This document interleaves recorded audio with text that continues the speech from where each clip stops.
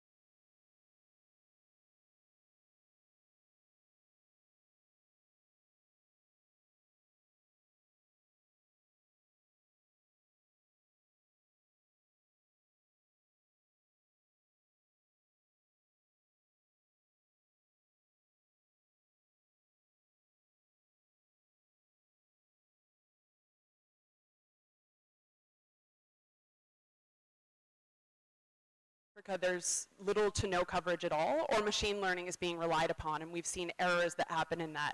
I had a funny example just from the other day where we were looking up the name of a specific fruit in the Arabic language and found that it was mistranslated by Google. And so when you see that, you can see the ways in which machine learning is, untrustworthy for a lot of these processes, and I know that you'll probably get to that as well. So lastly, I just want to say that what my work involves at this point is, we work with a lot of members of civil society from around the world on content moderation, on trying to raise these issues to companies.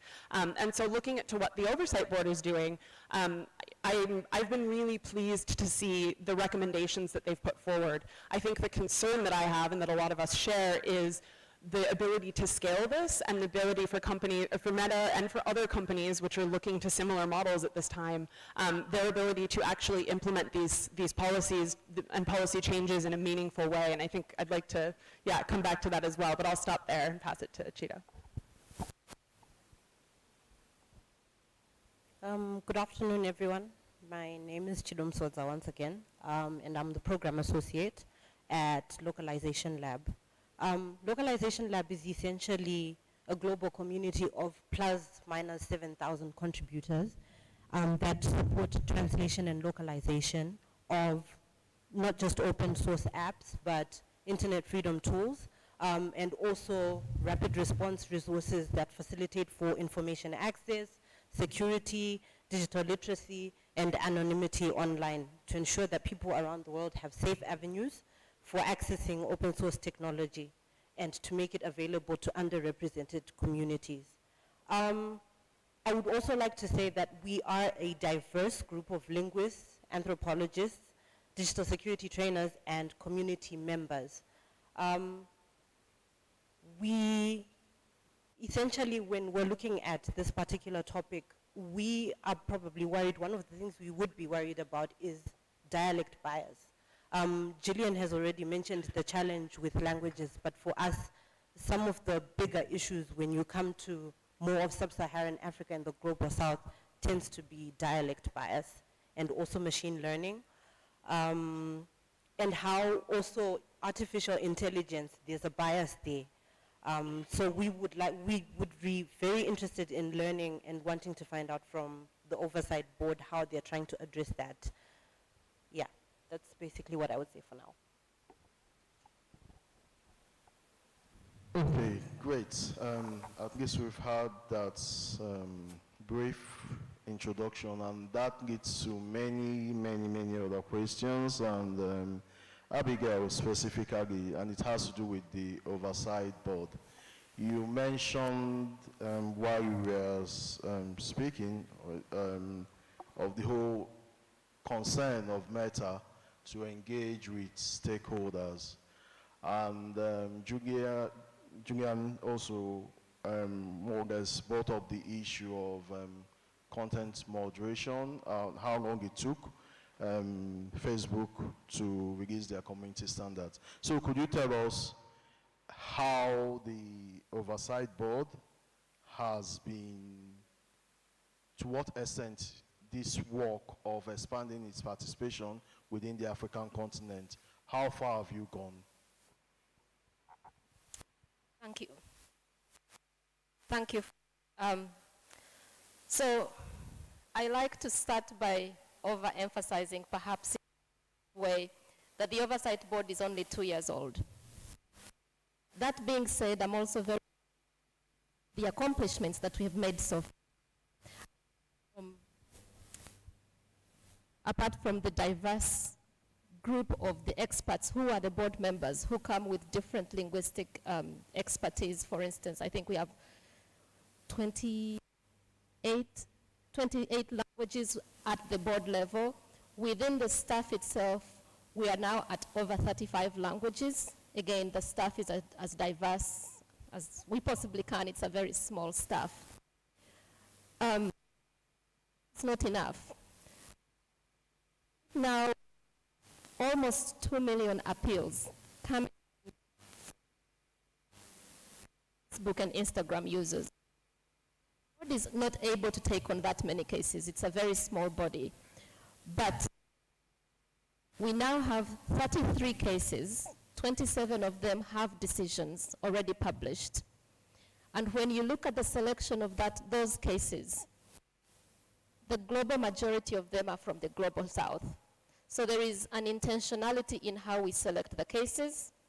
There is an intentionality in the languages of the users in those cases. And they have, we've had cases from Ethiopia in Amharic. We've had cases from Myanmar in Burmese. We've had cases in Punjabi. We have had cases. And the whole point is to stress test and see how well Facebook is dealing with languages beyond the usual languages. And I think we've also understood how difficult that is. Because, so for instance, we just had a decision that was about the Israeli-Palestinian conflict. And it was a post in Arabic. And as the board was figuring out that case, it became apparent that the dialect that Chido mentioned was a big issue. And one of the recommendations of the board was to reach out, to tell Meta to do an analysis of whether there was bias with regard to the conflict that broke out in May 2021.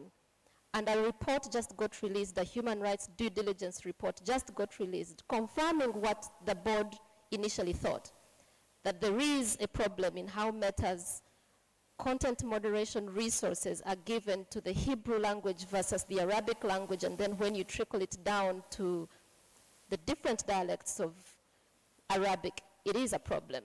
So at least there is something that we can show for it. But I also want to emphasize, and I can see Jillian nodding, I think you want to add something, so I'll not take up much of, yeah.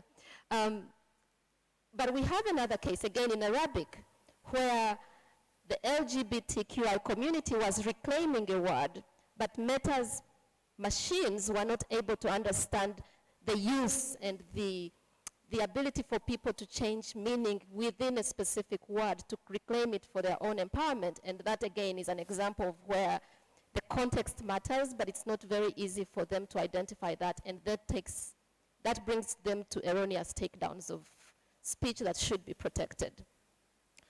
But going back to what we're doing, one of them is what Afia mentioned. So when we do get cases, finally, they are selected 1 week in advance, and I encourage everyone to sign up to our weekly mailers so you can receive these updates. 1 week in advance, we send out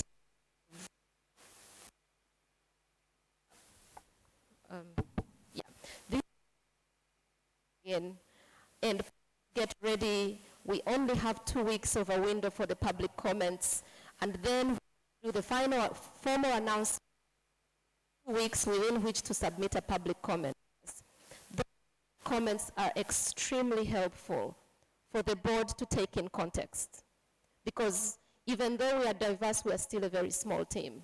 And we are not on the ground all the time, so the civil society organizations, the activists, they know best what is happening and how that should be interpreted as we think about content moderation. I'll stop here for now and let Jillian, because I think she's... wants to say something. So. Yeah, I just want to add really quickly to what you've said, and I think it's really important for me to stress that I think that the Oversight Board has done a really incredible job in the recommendations that they've made, and that my concerns, I don't think I was clear before, that my concerns are with Facebook's both ability and desire to implement anything on scale. I've worked directly with Facebook since 2010, I believe, and have, prior to the creation of the Oversight Board, was often making similar recommendations to what they're making. And so my skepticism is about the company, not the board. That being said, I think that case is really interesting, and it's worth looking. Yesterday, 71 civil society organizations released a letter thanking the Oversight Board for their decision, praising BSR for releasing the report, but also expressing concerns about BSR's ability to look, or BSR and Facebook's ability to look critically at the role of the Israeli state in that particular decision. And I think that this is where a lot of the skepticism and concerns come in is because these companies, and I guess this sort of leads to what this panel is really about, because these companies, and Facebook in particular, do often have very close relationships with state actors, and those relationships can be difficult to overcome, even with the strength of the Oversight Board in its current form. Okay. And you can find that letter on HEMLE's website. That's 7amleh.org. Okay, great. Obviously, one thing that has come out quite forcefully is considering the fact that content moderation seems to be the big elephant in the room. However, there is a big elephant precisely within the continent, bearing in mind that in most countries, there's this rather blessing of multilingualism. So for instance, Ethiopia, Nigeria with up to 250 languages and still counting. And precisely because of that, it poses, would I say, a great challenge for content moderation. But also there's something else, which is what I would like Chido to address, which is precisely because some of these, most of these languages are not the language of the internet. So the whole thing of translation or coining of terms within this new and emerging space, what you think should be done or has to be done, precisely because it forms the basis on which the whole issue of mis- and disinformation spreads like wildfire. Okay, so the question essentially that you're asking is for us to talk about the experience of content moderation problems on the continent. Exactly. And in particular, discuss the issue of translating into local languages. Yeah. So like what I mentioned earlier, one of the main challenges that tends to come with translation, especially in areas such as Nigeria, Zimbabwe, South Africa, whichever country there is on the continent, is dialects. You find that because there are so many nuances and slight differences within the language, it could sound like it's one language, but it's all completely different, and sometimes the words tend to be different. So that's one of the challenges that tends to be there. But one of the other challenges that I think exists already is that there's a blanket approach to removing content in the first place. And content is removed that has any type of certain or a certain word that is perceived as problematic. And that may be as a result of the algorithmic bias or the way the machine learns, but it's learning from at what point and at what level and who is teaching, and does that person understand the language itself? Does he understand the culture? Do they understand the norms and the values of those particular communities in order to make decisions as to which word is removed and which one is not? The other problem is you find that, especially in the case of Kenya, what they were now doing was words that were perceived as problematic by the NCIC, which released a list of 21 blacklisted words, were now being changed by the community in order to avoid that filtering, and they would escape detection by those same content moderators. So that is also a challenge in essence. The other thing is, what we need maybe to understand is with machine learning and with artificial intelligence, the training of that machine reflects the biases of the person who has trained it. So if that bias is not towards a minority community or minority languages, how are we to know that it's actually doing its job as effectively as it's supposed to? And therefore, when it does flag a post, how do we then also know in follow-up that the content moderator actually understands those nuances, those cultures, and those norms? A very good example I would give is there was a time when there was a reed dance in Eswatini, formerly Swaziland, and there were pictures that were posted of women that had their breasts exposed. That is part of the culture of the reed dance. But that particular post was flagged. because the content moderators did not understand that that is the culture and those are the norms. And in the end, what was happening was actually a violation of those people's particular expression. So those are the challenges. If you have that been we following get to our see live today. streams, you might have wondered how we have so many live streams running at once. So today, I'm going to show you how you can start multiple live streams at the same time on the same YouTube channel. Alright, so to start multiple live streams, you're going to need multiple instances of OBS, and there are two ways to do this. The first way is by running one instance of OBS per computer, but this only works if you have multiple computers. The second way, and the way that most of you are probably going to use, is running multiple instances of OBS on one computer. However, you have to keep in mind that this only works if your hardware is capable. I will be showing both methods with timestamps in the description, so let's get started with setting up the first live stream. Alright, so the first thing you want to do is head over to your YouTube account, then you want to click on your profile icon in the top right, and then click on YouTube Studio. Once you're on your channel dashboard, what you want to do is click on Create and then Go Live. Now once you're on your live streaming dashboard, what you want to do is click on the Schedule Stream button and then create a new live stream. Once you're here, you want to type in a title, a description, and then set a time when you want the stream to start. Now once this is done, you want to click on either yes, it's made for kids, or no, it's not made for kids, depending on what type of stream you are starting. For this test, I'm going to click on no, it's not made for kids. Then you want to click on Create Stream, where YouTube will now automatically create your event. And just like that, I have created my first live stream. Now if you don't know how to set up a live stream, you should watch our OBS tutorial, which will be linked in the description. I'll automatically create your event. And just like that, I have created my first live stream. Now if you don't know how to set up a live stream, you should watch our OBS tutorial, which will be linked in the description below. Now what you want to do in order to start a stream is open an OBS window. But if you are opening your first instance of OBS, all you want to do is click on OBS Studio. And to do that, all you want to do is click on OBS Studio. Once your OBS window is open, what you want to do is click on Settings, click on Output, and then select the bitrate that your computer is able to stream at. In my case, I will be using 2500 kbps.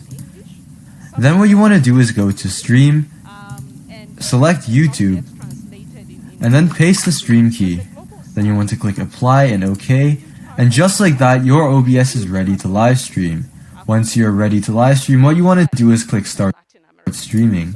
And now my preview is live on YouTube, and all I have to do is click Go Live in order to go live. And now to start a new live stream again.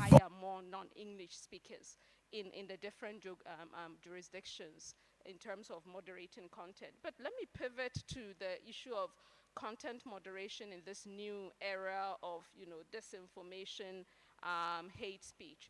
So in recent years, certain actors, including government, or particularly government, have gotten more, savvier and sophisticated in how they use social media, particularly Facebook, as a loudspeaker to spread hate speech, and disinformation.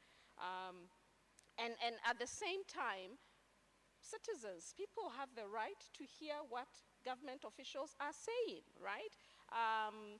And social media platforms in many of our contexts are probably the primary channels through which this informations get diffused, or at least that citizens are receiving the information. In fact, I like to say in some of our stakeholder forums, I said, look, in many parts of Africa, the internet is Facebook. Most of us, when we wake up, the first thing is to take our phone and go on Facebook to read, news. We no longer visit even news sites anymore. So as such, we need to make sure that the information that is there, it's accurate, and it's not spreading hate speech or misinformation. But to further complicate, this situation, many of these same actors and governments are also mounting and putting up, pressure on the social media companies to remove user content, to undermine freedom of expression. So in one of our cases, decisions, which is a decision that was dealing with the founding member of the PKK, the Kurdistan People's Party in Turkey, Abdallah Öcalan, we told Facebook that when government requests you to remove content, you have to inform users that it is this government that has requested us to remove your content.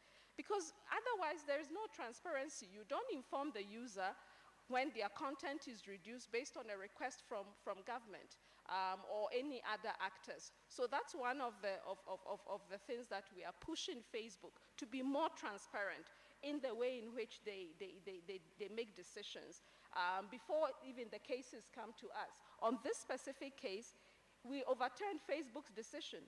The user was simply asking if not have a debate about the solitary confinement, a very prolonged solitary confinement of Öcalan. And Facebook said that, they took down the content saying it was against the dangerous individuals and organizations policy. But when we reviewed it, we didn't see any harm that that post was going to do. And so we told Facebook, put it back on. But secondly, when a government asks you to remove a user's content, make sure that you inform the user. We want greater transparency. We want greater accountability in your content moderation decisions. So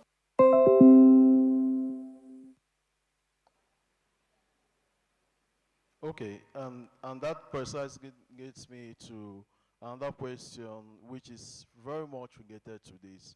We've seen what has happened in Uganda, that Facebook, for instance, had to shut down accounts that, according to them, they said that allegedly belonged to government supporters and they were used for propaganda, undue propaganda, just before the general elections. And in Nigeria, Twitter last year pulled down a tweet by Nigeria's President Muhammadu Buhari for inciting violence. So that brings to a question which really I would like Julian to perhaps give us a little bit of perspective. What do you think? Do the social media companies, do they have the duty or responsibility or the right Just before so the to general speak, elections. of policing And in government officials? Yes, please. This is a great question. So I think it's probably obvious. I'm from the US. I live in Europe, and historically I've worked a lot in the Middle East and North Africa, where a lot of the precedents with social media platforms, incidentally, as you know, were set a decade ago. So I'm going to take this back to a quote from Nick Clegg, who was Facebook's, what was his title though? I forget. He was Global Head of Policy, yeah. So he said, would it be acceptable to society to have a private company in effect become a self-appointed referee for everything that politicians say? I don't believe it would be. So what he's saying, of course, is that he thinks that, companies should not intervene in the speech of politicians. But what we know is that speech from political figures often can cause more harm than speech from an average individual. And we know that Facebook, and also other companies, of course, but we're talking about Facebook, that Facebook routinely takes down content, and sometimes wrongfully so, from average users, as we're discussing now. And so, I think that Clegg, a former politician himself, that he has it backwards. The priorities backwards. And so I think we have to note that, of course, political speech can cause harm. But at the same time, it doesn't mean that companies should be carelessly censoring politicians, but rather that they need to be held to some equal standard to average users. I don't think that politicians should be put on a pedestal, as Facebook at the time treated them. And in fact, I think, to use a case from my home country, the most famous one perhaps, of removing President Trump, I think that you can see this in two different ways. On the one hand, I think that Facebook did hold him to a different standard, and that if they were going to take him down, they should have probably done so 2 years before they actually did. On the other hand, I think it could be argued that as the president, the elected president of a nation, that he shouldn't be removed at all. And so I do think that there's two ways to look at that, but either way, I believe that the company, as well as Twitter, got that decision wrong in taking it just a couple of weeks before he was out of office. So you know, of course, we have to look at the rest of the world on this, and I think that we're at a very critical time because the precedent has been set, and now what do we do? I think this is where the Oversight Board is really important because we do need to have human rights standards applied to this situation, and we do need to see this applied equally. And most importantly, I think that politicians must be held to the same standard as anyone else. If we're going to moderate the speech of a regular individual, then we have to look at politicians in the same way. Okay, we'll have two more questions to the panelists, and then we'll throw it open for general questions from the audience. And this question goes to Chido. What do you think are the greatest online threats in the regions that you have so far worked in as regards languages and what comes with it, the translation? The largest online threats, for instance, you have noticed in communities in which, various communities within the continent, in which somehow your organization has had an opportunity to work in.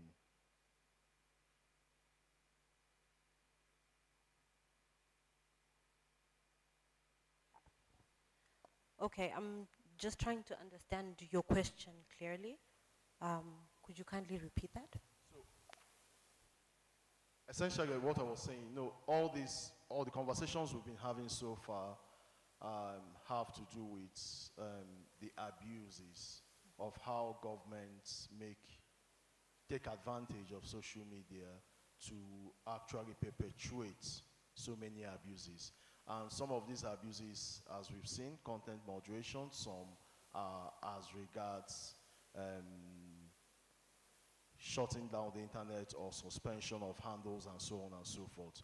So specifically, since you work with various language communities across the continent, I'll give you an instance. I know that the Berber language, for instance, is one of those languages spoken along, I think it's Togo and some other countries, very small countries within the continent. And yet, there's little or nothing in terms of search from either the social media platforms or even other advocate organizations to be able to curtail the amount of mis and disinformation that are still spread, because if they are just contained within the community, that's a different thing. But now they are now being amplified through social media. So with that type of scenario, I don't know whether you've been able to, in your line of work among many communities, whether you've encountered something similar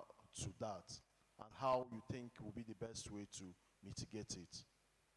Okay, so I would start off by saying the thing with what's happening with social media companies, especially now, post-Cambridge Analytica, is companies such as Facebook, Twitter, TikTok have been modifying their platforms and policies that they're putting in place to protect users even more, including, to some extent, the minority languages and countries that exist.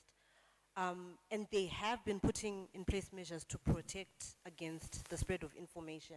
So some of the examples that have come up are an in-app guide to counter misinformation, make political advertising a lot more transparent than it is, come up with policies against hate speech and sharing of discriminatory, insightful, and synthetic content, fact-checking claims, raising awareness about the report button, and the shared many times warning. But that being said, and this is a little bit of a counter to what was said earlier about governments sort of being savvy. They're savvy to the extent where it works for them. But when it comes to what's happening on the ground, governments are actually suffering, especially in the global south. And I speak maybe in particular for parts of sub-Saharan Africa, have an element of technophobia. They don't like technology. And it already comes out in things to do with the creation of newer terminology doesn't really exist. A very good example I will cite is in Zimbabwe. I think the last time we actually had a word created in Shona for any technological term was more than 10 years ago. We don't actually have a government that has put in place a language body that creates newer terms as they come in. And therefore, the problem therefore continues. And you ask yourself, okay, you have these tech policies that are coming up and these Facebook community standards. And as it is when they are in English, they're already quite difficult to understand. And you find that constantly what happens is people will have versions of their understanding of a particular term. And so what do you think then happens when that term is then translated into those minority languages? It's more than likely that those terms are going to be misunderstood and mistranslated. And therefore you continue to have problems. So in as much as yes, there's the amplification taking place, there are not enough measures in place to actually manage and effectively moderate what is happening online. And so you find that the misinformation is rife. And I think, I would say, especially in a country like Kenya, this was exactly what was happening, that the misinformation continued to be there. Because people became creative. Whenever the government would come up with a counter, like that blacklist of words by the NCIC, they would create newer words that would escape the filter. So it continues to be a challenge, but I feel that that challenge is primarily not enough is being invested to ensure that those minority languages are not just amplified, but are adequately informed about how their platforms are supposed to work.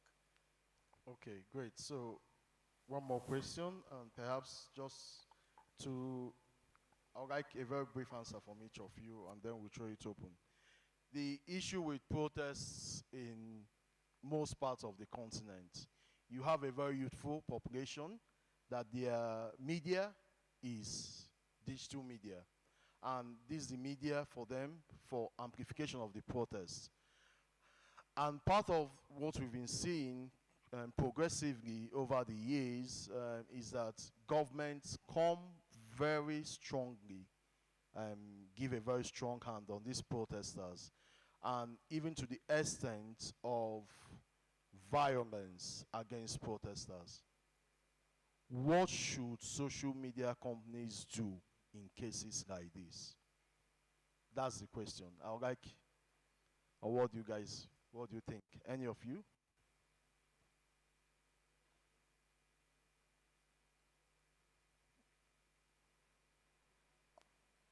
So well, let me start. There is a small country between Ghana, Benin, and the north is Burkina Faso, called Togo.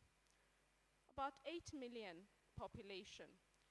Now, Togo has been run by a father-son combination since 1965. So the father, Nyasiba Ayadema, ruled Togo from 1965 to 2005 when he died, 1967, sorry.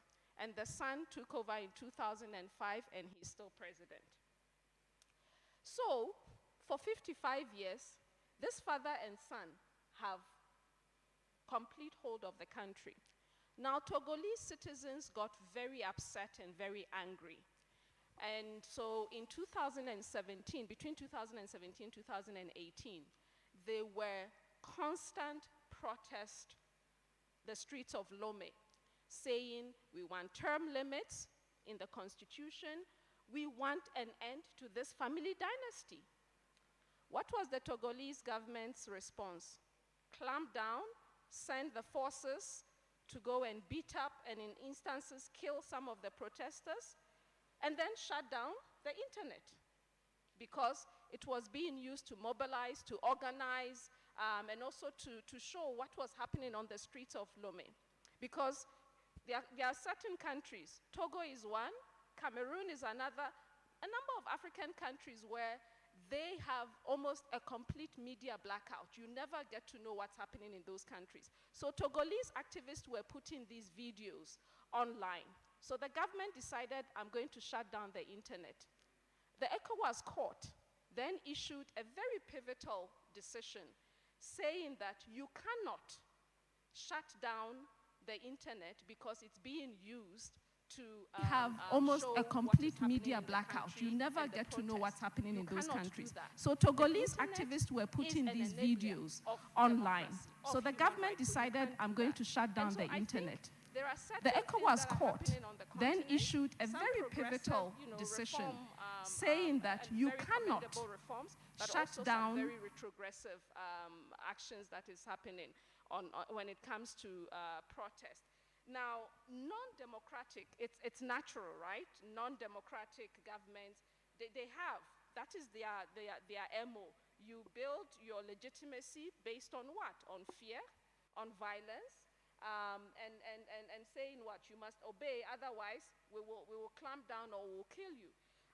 But I think what social media needs to do is to shut these government accounts down. I'm sorry. The same way we did recommend in the Trump case. Shut him down, get him off the platform.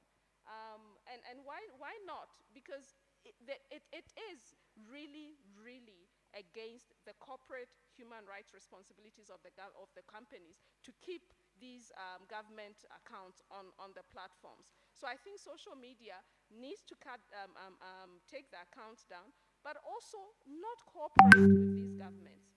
Because some of them actually do have agreements with some of these governments. We don't like dissidents. We don't like these opposing voices. Shut them down, and then they do. So I think it's both. They need to take decisive action, close down those government accounts, but also stop getting into agreements with these recalcitrant governments.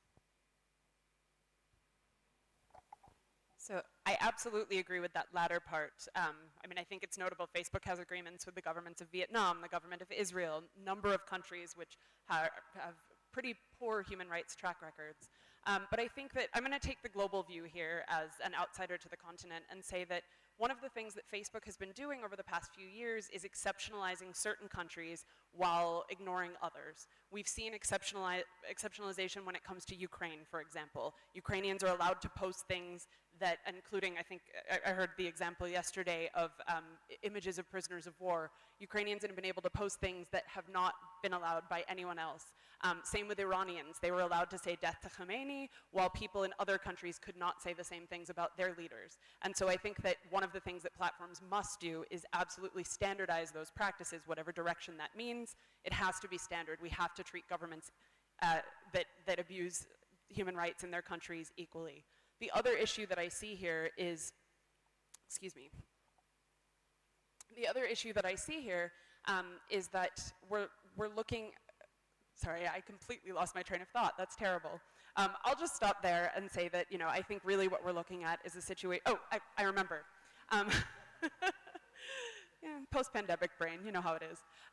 So one of the policies that I've seen, I wanted to share the flip side of this. One of the policies that I've seen that's interesting about this is that Twitter put out a policy fairly recently where they will cut off, I believe they'll cut off the accounts of elected leaders or political figures in countries where governments meet a certain set of a certain number of things, and one of which is interference with the internet.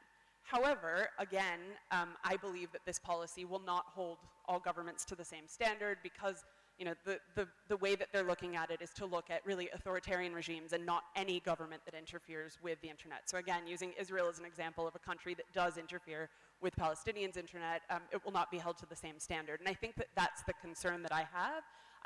In theory, I would perhaps even agree with the idea of kicking these folks off, but in practice, we've never seen Facebook implement policies evenly around the world.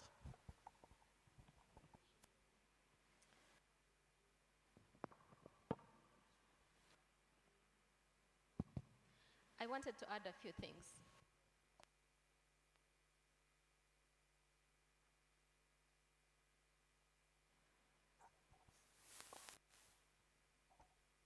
We have to acknowledge that social media is a two-edged sword.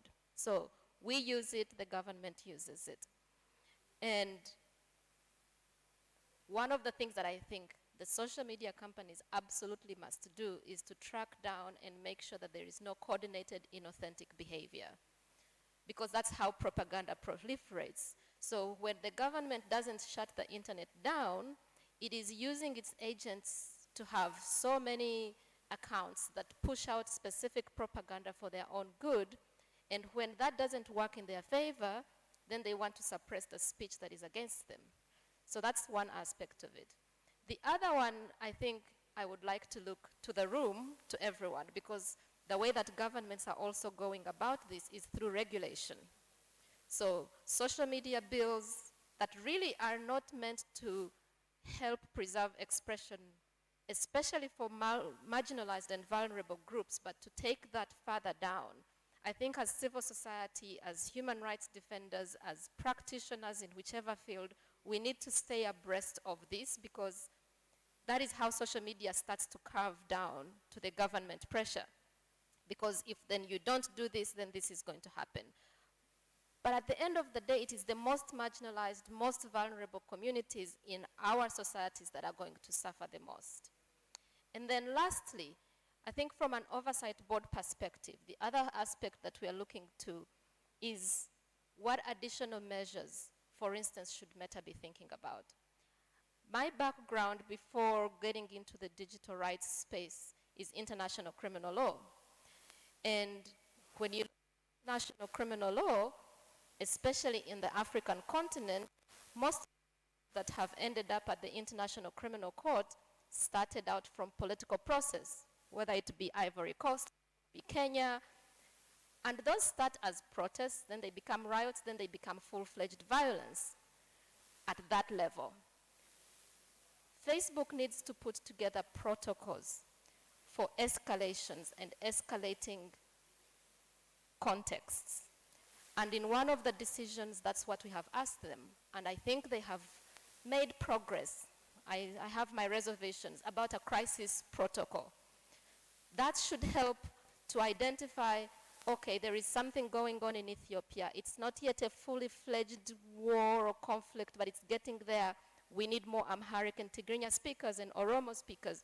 We need more people tracking what's happening, so that they prepare in advance their content moderation. We need more people rather than machines translating this kind of content. That means that human rights defenders are out there taking videos. We have a case from Sudan, which was a graphic video. If you don't document these things, one, if you don't preserve that evidence to be used for investigations and prosecutions and reparations at the end, that is the kind of work that social media platforms should be doing to help for us to work through these dynamics that unfortunately are very rife on our continent.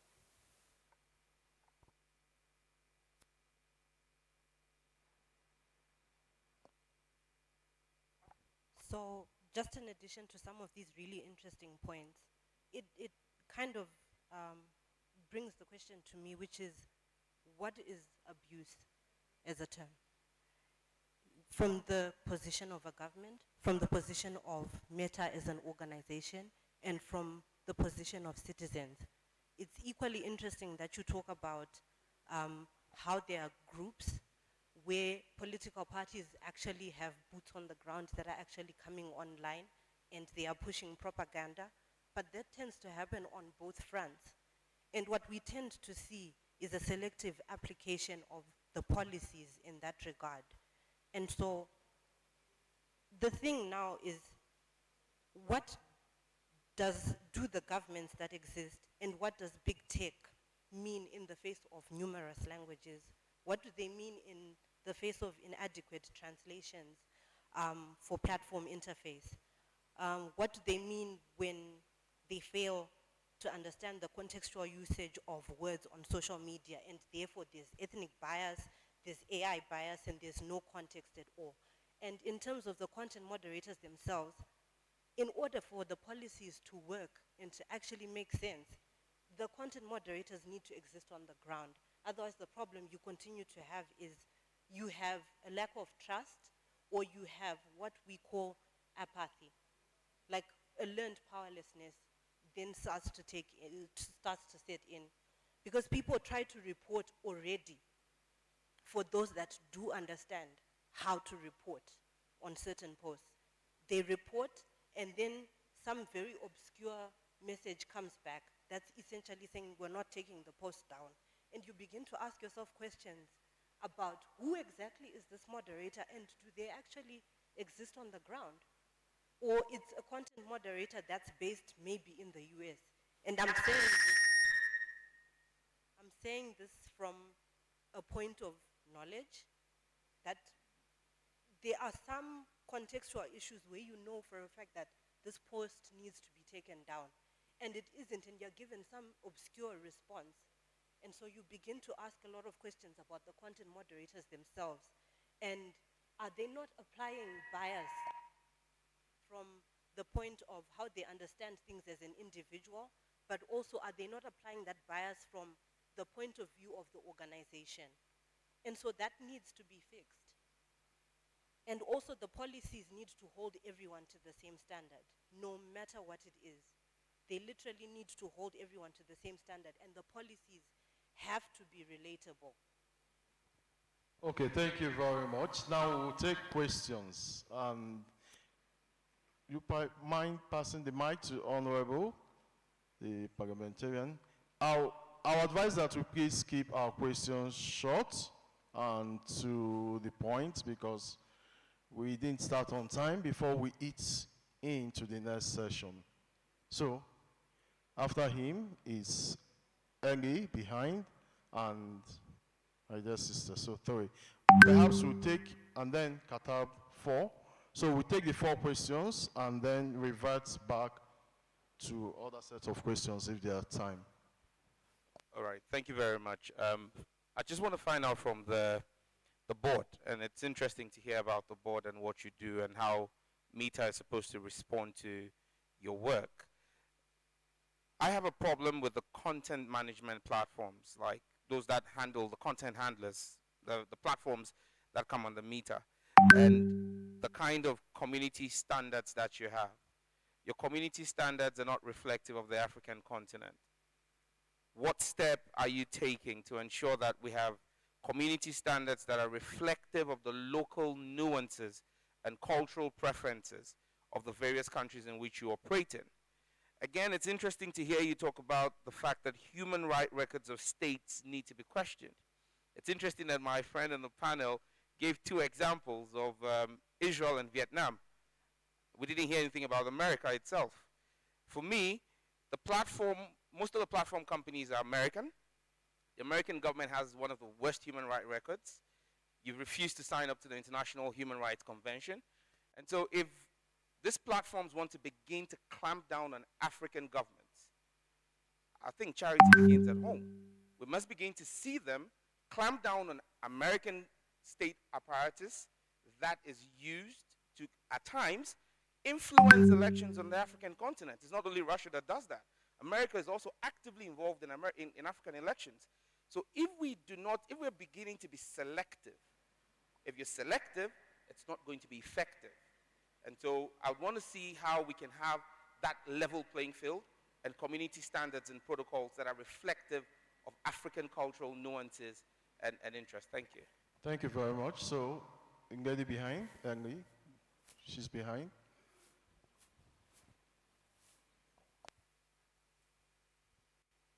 Hello, Elizabeth Rivera with IFEX.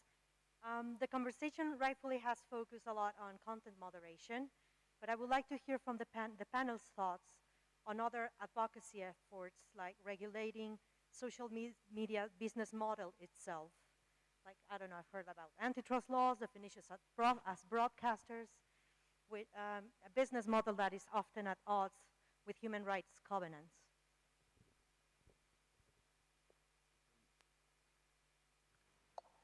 Perhaps just a minute, please, if you don't mind, you can ask after. You might like to respond to these 2 before we take the next 2. Is that okay? In that way, we don't pile up questions and you might forget. So please, you can respond to these 2 questions, and then when we are done, we'll take the next 2. I know your question was for them, but I just want to quickly respond to what you said. Yeah, I mentioned Vietnam and Israel because they have special backroom deals with Facebook. The US, and I've written an entire book about this, it's called Silicon Values, it critiques the US pretty considerably. The difference is that the US does not have, like the US federal government does not have, as far as we know, a deal with Facebook. However, my organization has done a lot of work on the ways in which police forces in the United States do have special deals with Facebook, and in fact have been involved within the prison system of taking down the accounts of prisoners, and that's something that we worked on to get Facebook to remove this special privilege that they were allowing to prison officials in the United States. So I hear you and I do agree, and there is a lot there to talk about as well.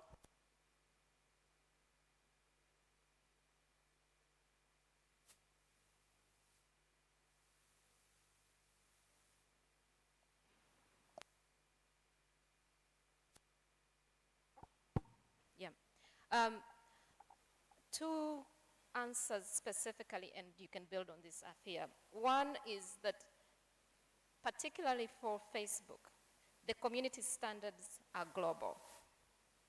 That's how it's written. That is how it's spoken about.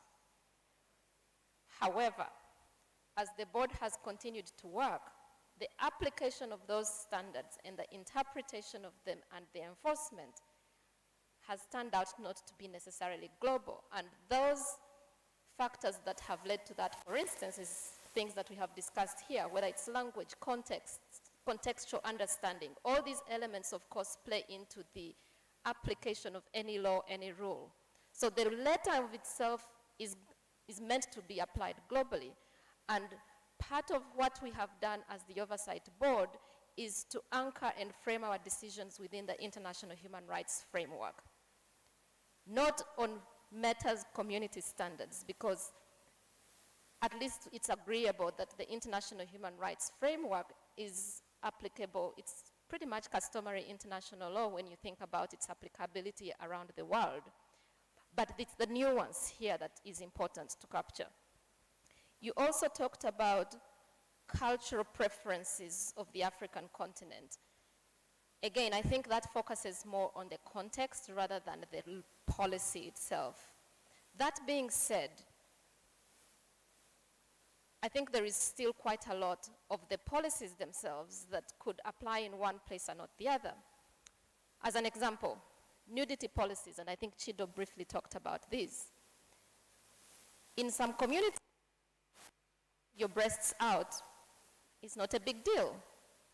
And yet, Meta's policies have had to go through a transition over and over of nuances are captured to demonstrate those different nuances, whether it is breastfeeding, whether it's protests, and still cultural nudity is a problem because of that nuance, not in the policy itself, but in how it is applied on a day-to-day basis. So, okay, I don't know, would someone like to respond, because seems all the answers are to his questions. Can someone respond to her question about regulating social media broadcast business model?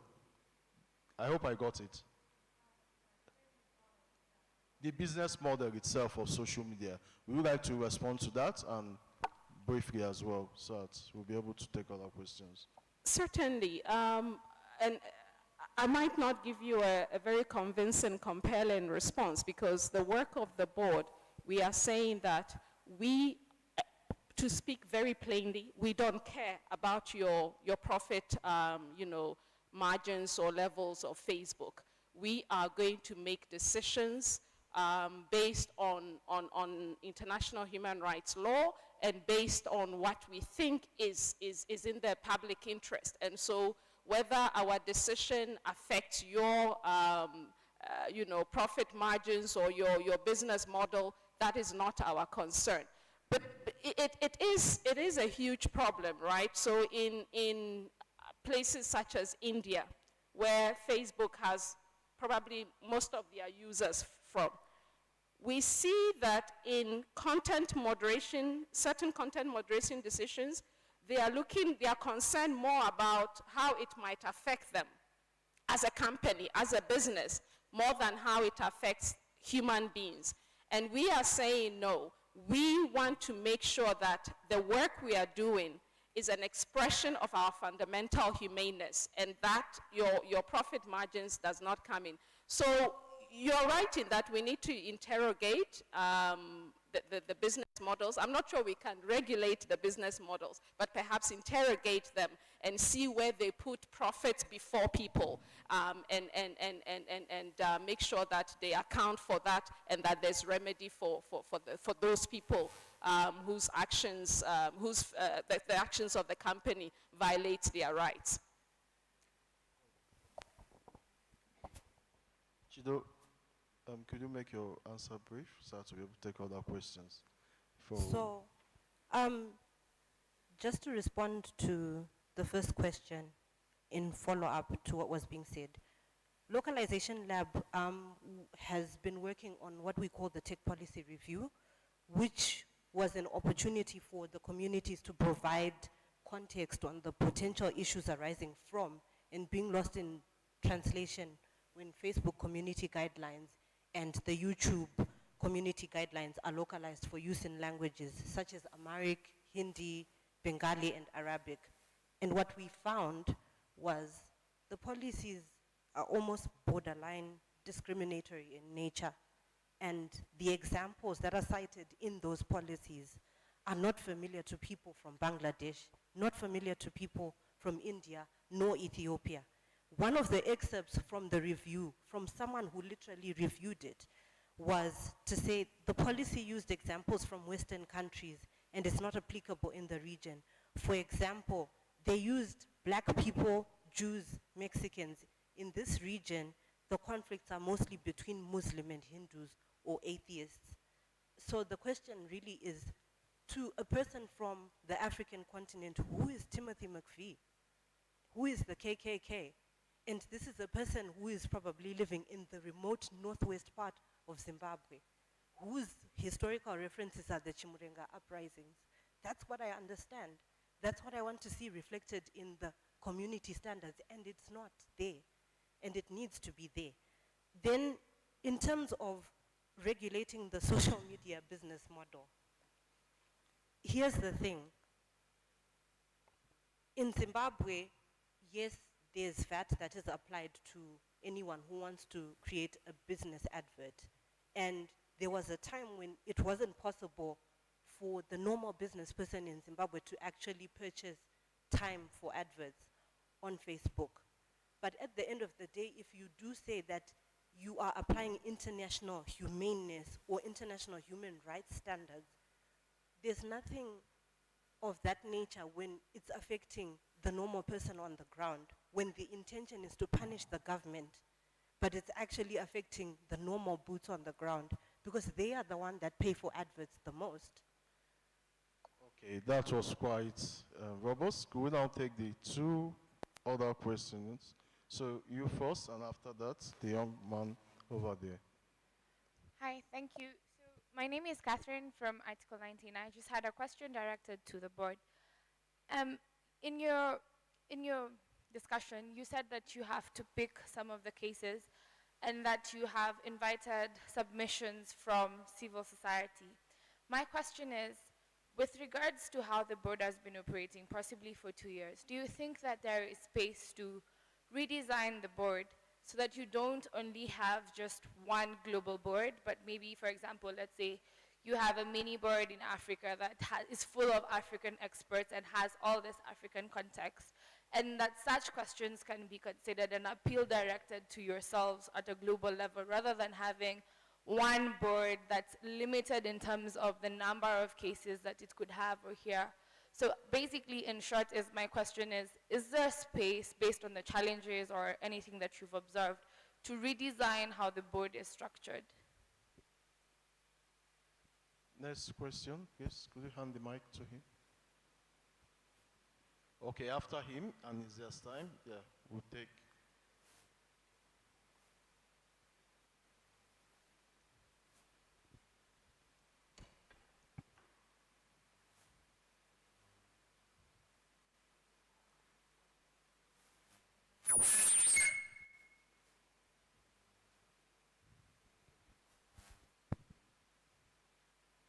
Hello, my name is Khattab Hamad. I'm a Sudanese. I'm the lead researcher. I'm the disinformation lead researcher at BIM Reports. First, thank you for this rich and valuable session. So there is a paramilitary group that violates human rights called Rapid Support Forces. It's based in Sudan. And a lot of reports that, a lot of reports talked about the violations that it made in Darfur region in Sudan. Facebook verified the chief commander of the chief commander page of this paramilitary group, and we, as BIM Reports, as fact-checking agency, we captured their page publishing misleading content, and they used CIB in this content to promote their agendas and to watch their reputation. So the question here is, does the Oversight Board has the power to push Meta to remove pages that promote activities of human rights violators and also spreading disinformation? Thank you. Okay, you get his question.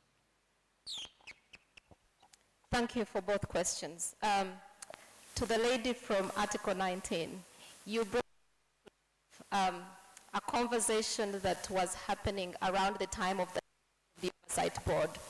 And that was Article 19, which was the social media councils. And I think there is nothing that stops anyone creating these mini boards to take on similar or same type of content.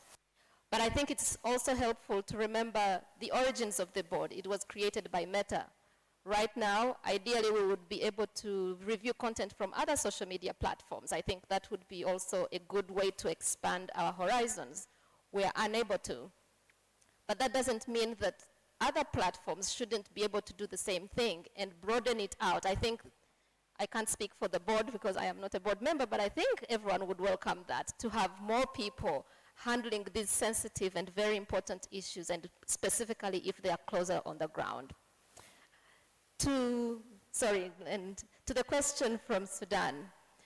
So the board's scope is very limited right now. We take on individual pieces of content, and that is a binding decision on Meta. And also we take the policy advisory opinions. So right now we are unable to review pages, we are unable to review groups. That is coming in scope soon. We are working with Meta to get that kind of stuff in scope. But this is my public service announcement. Please, when you see content like this, specific content, do report it, go through the system, surface it all the way to the board. Like I mentioned before, we have more than 2 million appeals right now. We can't take everything. But I think the more that we are aware of these issues that are permeating on the ground, the more that we can be able to focus more on them and hopefully select a case. And then, for me, what I find absolutely empowering about the board is the level of recommendations. Even though we have 27 decisions right now, we have more than 180 recommendations that have come through the cases. And although they are not binding on Meta, they do listen, and civil society is putting pressure on them to act, and we have seen quite a bit of those recommendations actually implemented. Okay. Just to add that the board, what we wish and hope for is that while this is the first kind of oversight mechanism for a social media company, we want to see in the next years the board being just among many in an ecosystem of robust, vibrant oversight institutions. So to your question, perhaps not continental, but we are looking at how other platforms as well establish. And I know that Twitter is in the preliminary stages of exploring the potential of setting up a similar oversight or advisory council as well. And so we are hoping that there will be more of these bodies that are really trying to bring greater clarity, greater consistency, greater transparency, greater accountability of the social media platforms.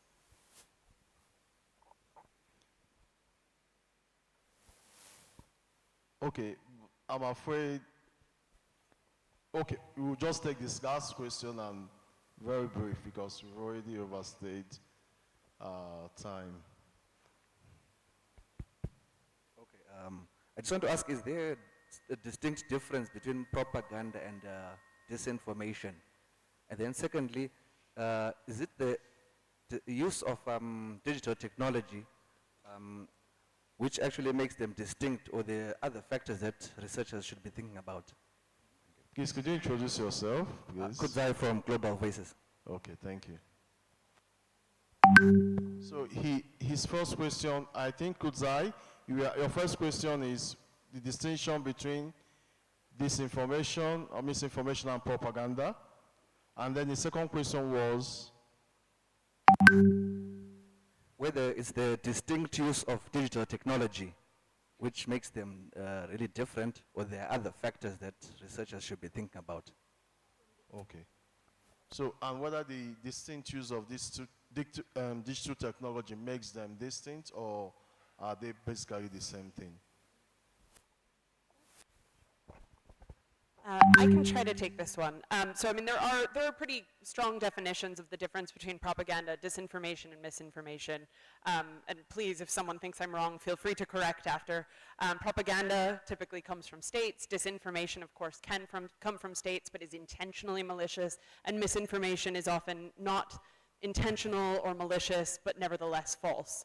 That being said, I mean, I think that the lines are blurred around propaganda and disinformation at this point, because disinformation and misinformation, as we've seen in the example of things about coronavirus, can come from states.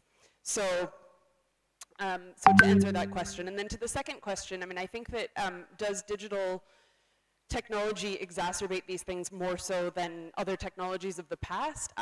I think it's interesting because we're in the 2020s, and if you look 100 years ago, we were seeing some of the same rises of the right, the same rise of fascism in Europe that we're seeing now. And again, I'm speaking to Europe because that's where I live. But you know, I think what it is that when a technology is new and people are new to the technology, I think that that's when things are often the worst. I also do believe not that digital technology is inherently problematic, but that the architectures and sometimes the business model of some of these platforms, rather than us, or rather than the use of the platforms, is what causes us to experience these things. But I do think that there is something to be said for when a technology is still new, and these technologies are still new to most of us.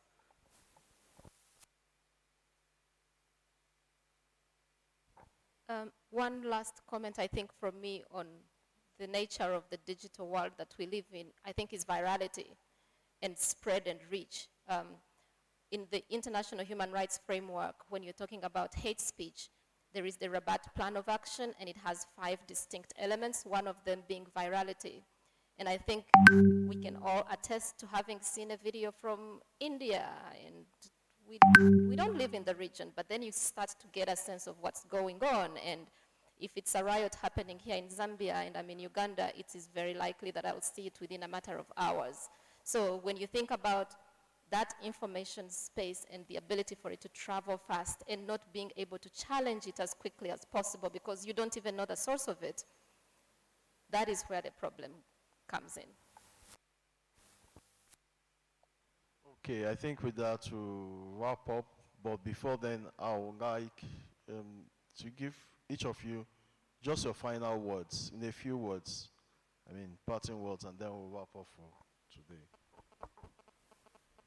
So since 2015, the Nigerian government has sought to control freedom of expression online. Now, in 2019, the protection, it has a very funny name, the Protection from Internet Falsehood and Manipulation and Other Related Offenses bill was introduced. If passed, this will give authorities the arbitrary power to not only shut down internet, but also limit citizens' access to social media platforms and make criticizing government a punishable offense, I think up to 3 years, if I'm not mistaken. Fortunately, this bill has not yet been passed, mostly because of the outcry, the activism, the organizing of civil society organizations and other civic actors. But the very fact that this bill exists, it's in itself a problem because it shows or it demonstrates intentionality. And this is why I want to close by saying this. Our governments want to infringe and violate our freedom of expression. And freedom of expression is, in fact, I call it the oxygen of democracy, because that is how citizens can engage. Me being able to articulate my aspirations, my frustrations, my hope, is how I engage in democracy. So the very aspect of our work, what the board is trying to do, is how do we make sure that we protect, because freedom of expression is not given in many environments. In some, no problem, but in some of our countries where we come from, it's not given. And so we need to make sure that we protect it. And that is why the board is asking for your engagement, to say, please work with us. Please engage through the public comment, through cases, through the roundtables and the stakeholder engagement, so that we can make sure that we keep the spaces for our expression and not let some of these governments have their way. Thank you. Thank you. And I think the other part is to keep us honest and engaged. Chido mentioned the example of McVeigh versus a Zimbabwean person. And I think, Jillian, your book on Silicon Values, it's very easy for things to stay in Silicon Valley. And I think us coming here is also a plea for you to engage with us, to give us feedback, to keep us honest when we start to slip. Because otherwise, we'll still be using the same values that are not transferable or translatable into our own personal circumstances. I was in a panel earlier today where they were talking about digital safety and tools to think about digital literacy. How do you protect your account? Before I joined Facebook 2018, I didn't know there were community standards, and I had used Facebook for a long time.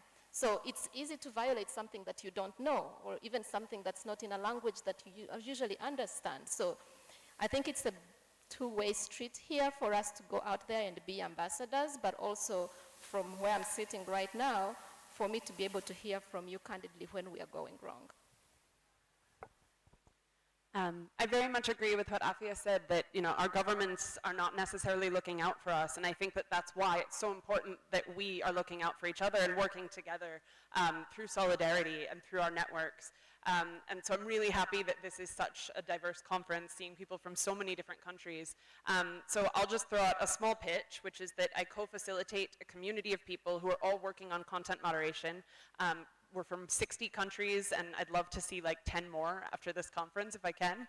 So if you'd like to join that, we have monthly calls, and we do a lot of coordination, including co-submissions to the Oversight Board. So especially if you feel like you don't have enough time to do it yourself, you can find somebody to work with on it from who knows what country. So find me, email me. I'm in the app, Jillian York. I'm in the EFF. Thanks. I'm just following on something Afia said that I completely agree with as well. But I think my final talking point is, as long as the platforms are not in a language that is understood by minority countries, you're not going to get as much engagement as you want. So the job of big tech is going to be to invest in making sure that there's a lot of awareness raising, a lot of help towards localizing these platforms and making them make sense to the people that you need to actually actively participate from an informed point of view. So it's more the job of big tech companies as well to make sure that the platforms are accessible. Okay, thank you, ladies and gentlemen. It has been quite a long hours of discussion on the future and how to save the only, as it stands now, media that is free, transparent, and from the direct control of governments across the continent.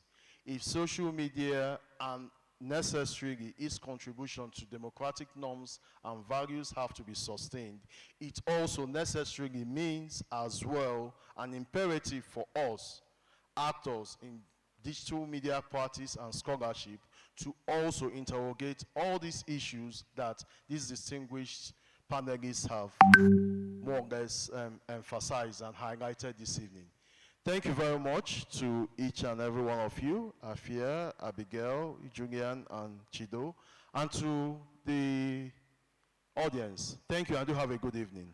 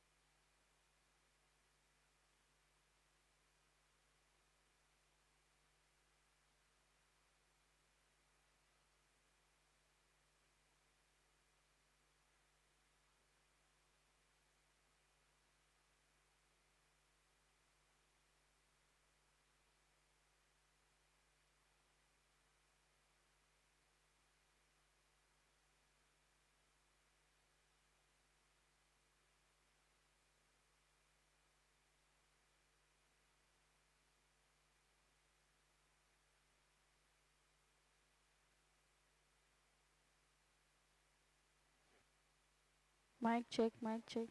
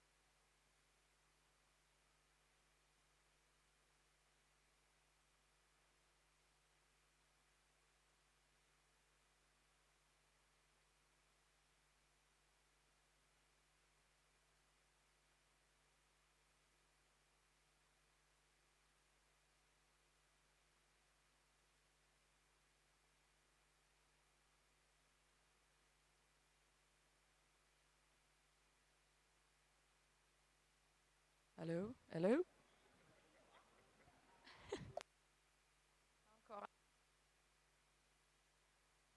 Hello? Hello?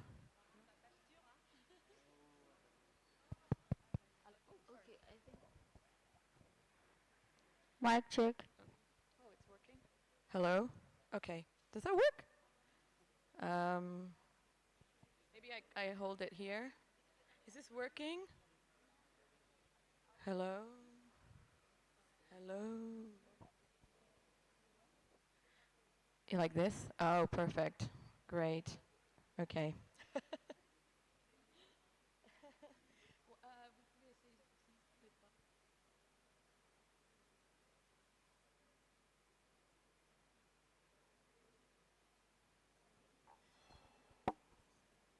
Okay, testing mic. Allô, bonjour. Nous allons commencer Testing the mic. bientôt. La session est en français. Donc, si vous ne parlez pas français, je pense qu'il y a l'interprétation aussi. Avec cet outil ici.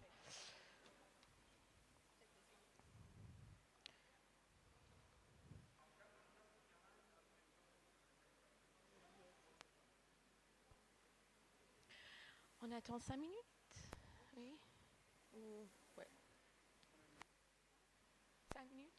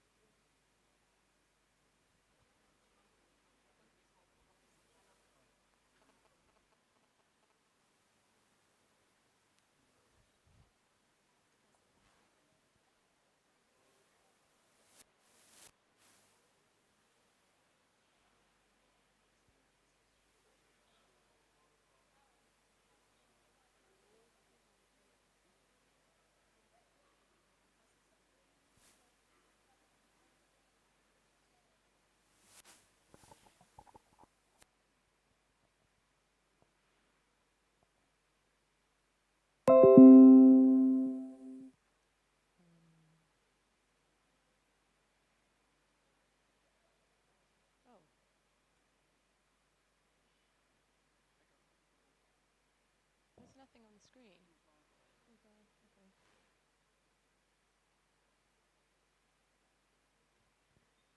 Ok, on peut commencer, n'est-ce pas?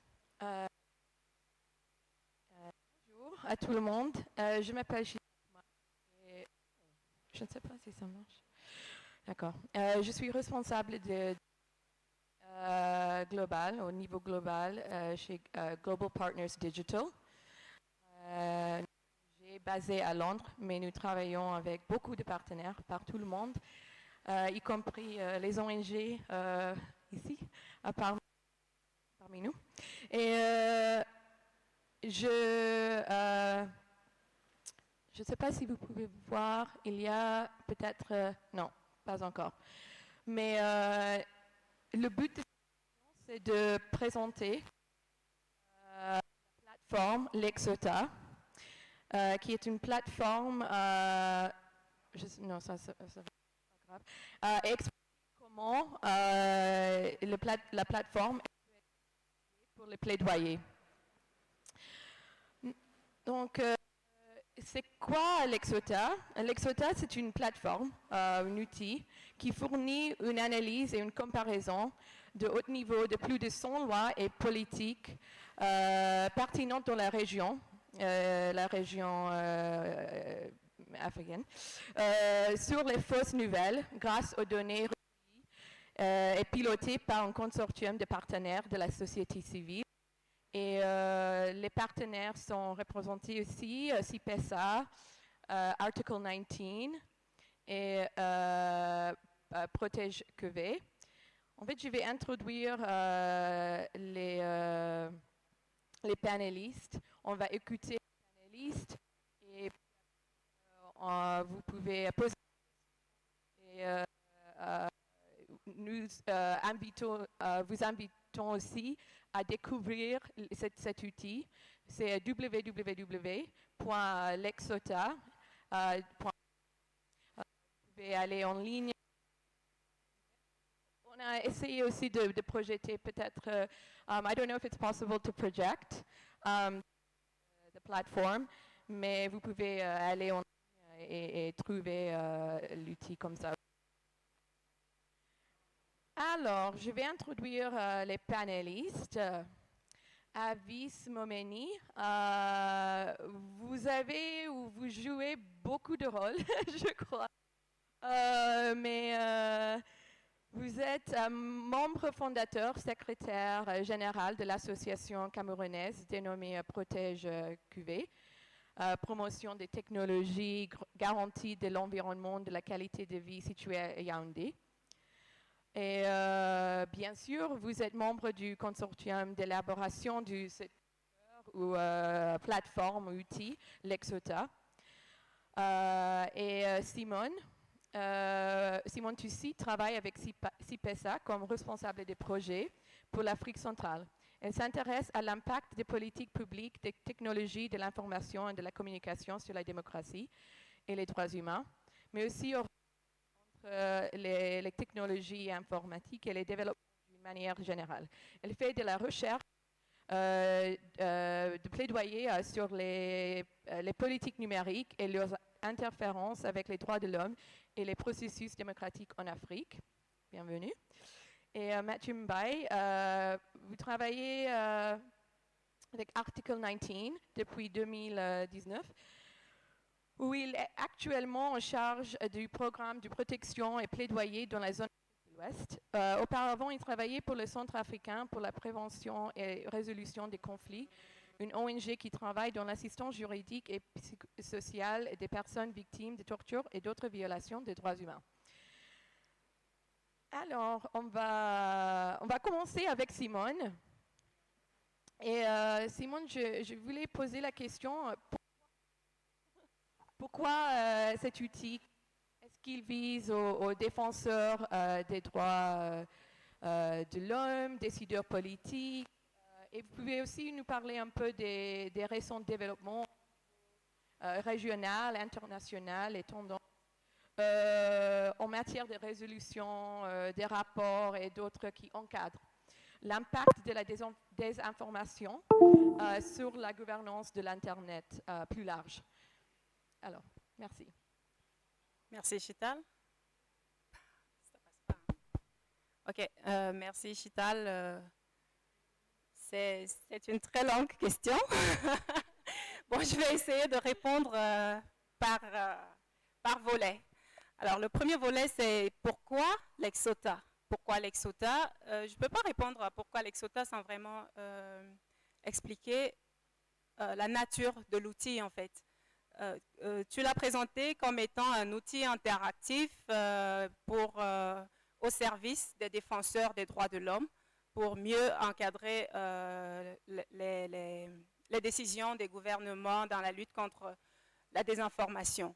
Donc, en fait, par nature, c'est un outil interactif, comme elle a dit, mais qui est beaucoup plus large. Ça se présente comme un répertoire. Je ne sais pas si on l'a projeté ici, mais en fait, ça devait être là.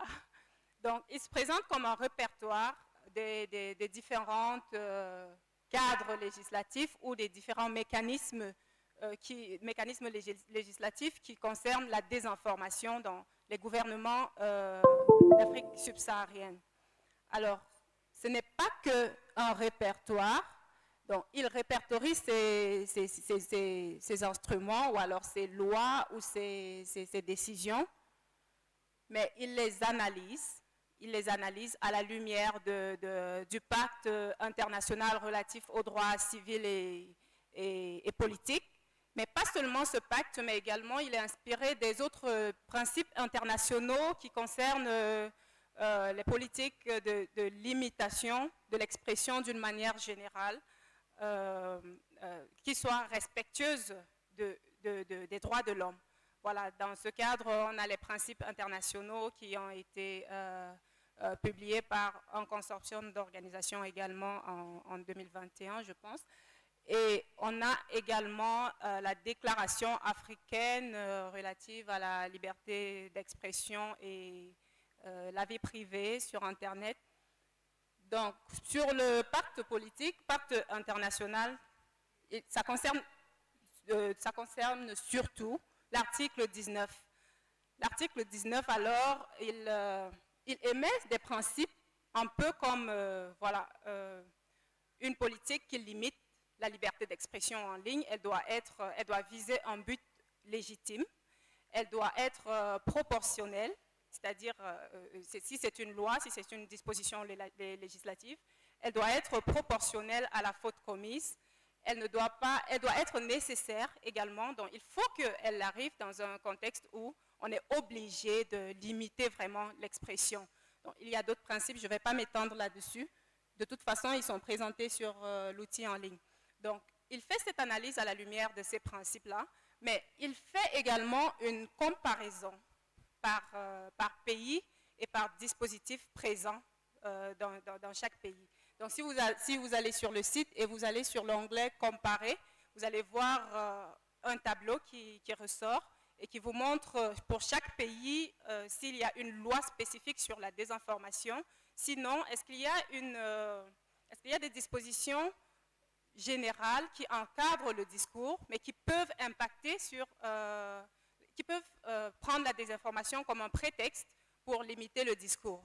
Et au-delà, ça prend en compte également les sanctions qui sont mises en place pour punir les actes de désinformation de manière générale, peut-être les fake news, voilà, tout cela. Donc, c'est à peu près ça pour l'outil, pour la nature de l'outil Lexota.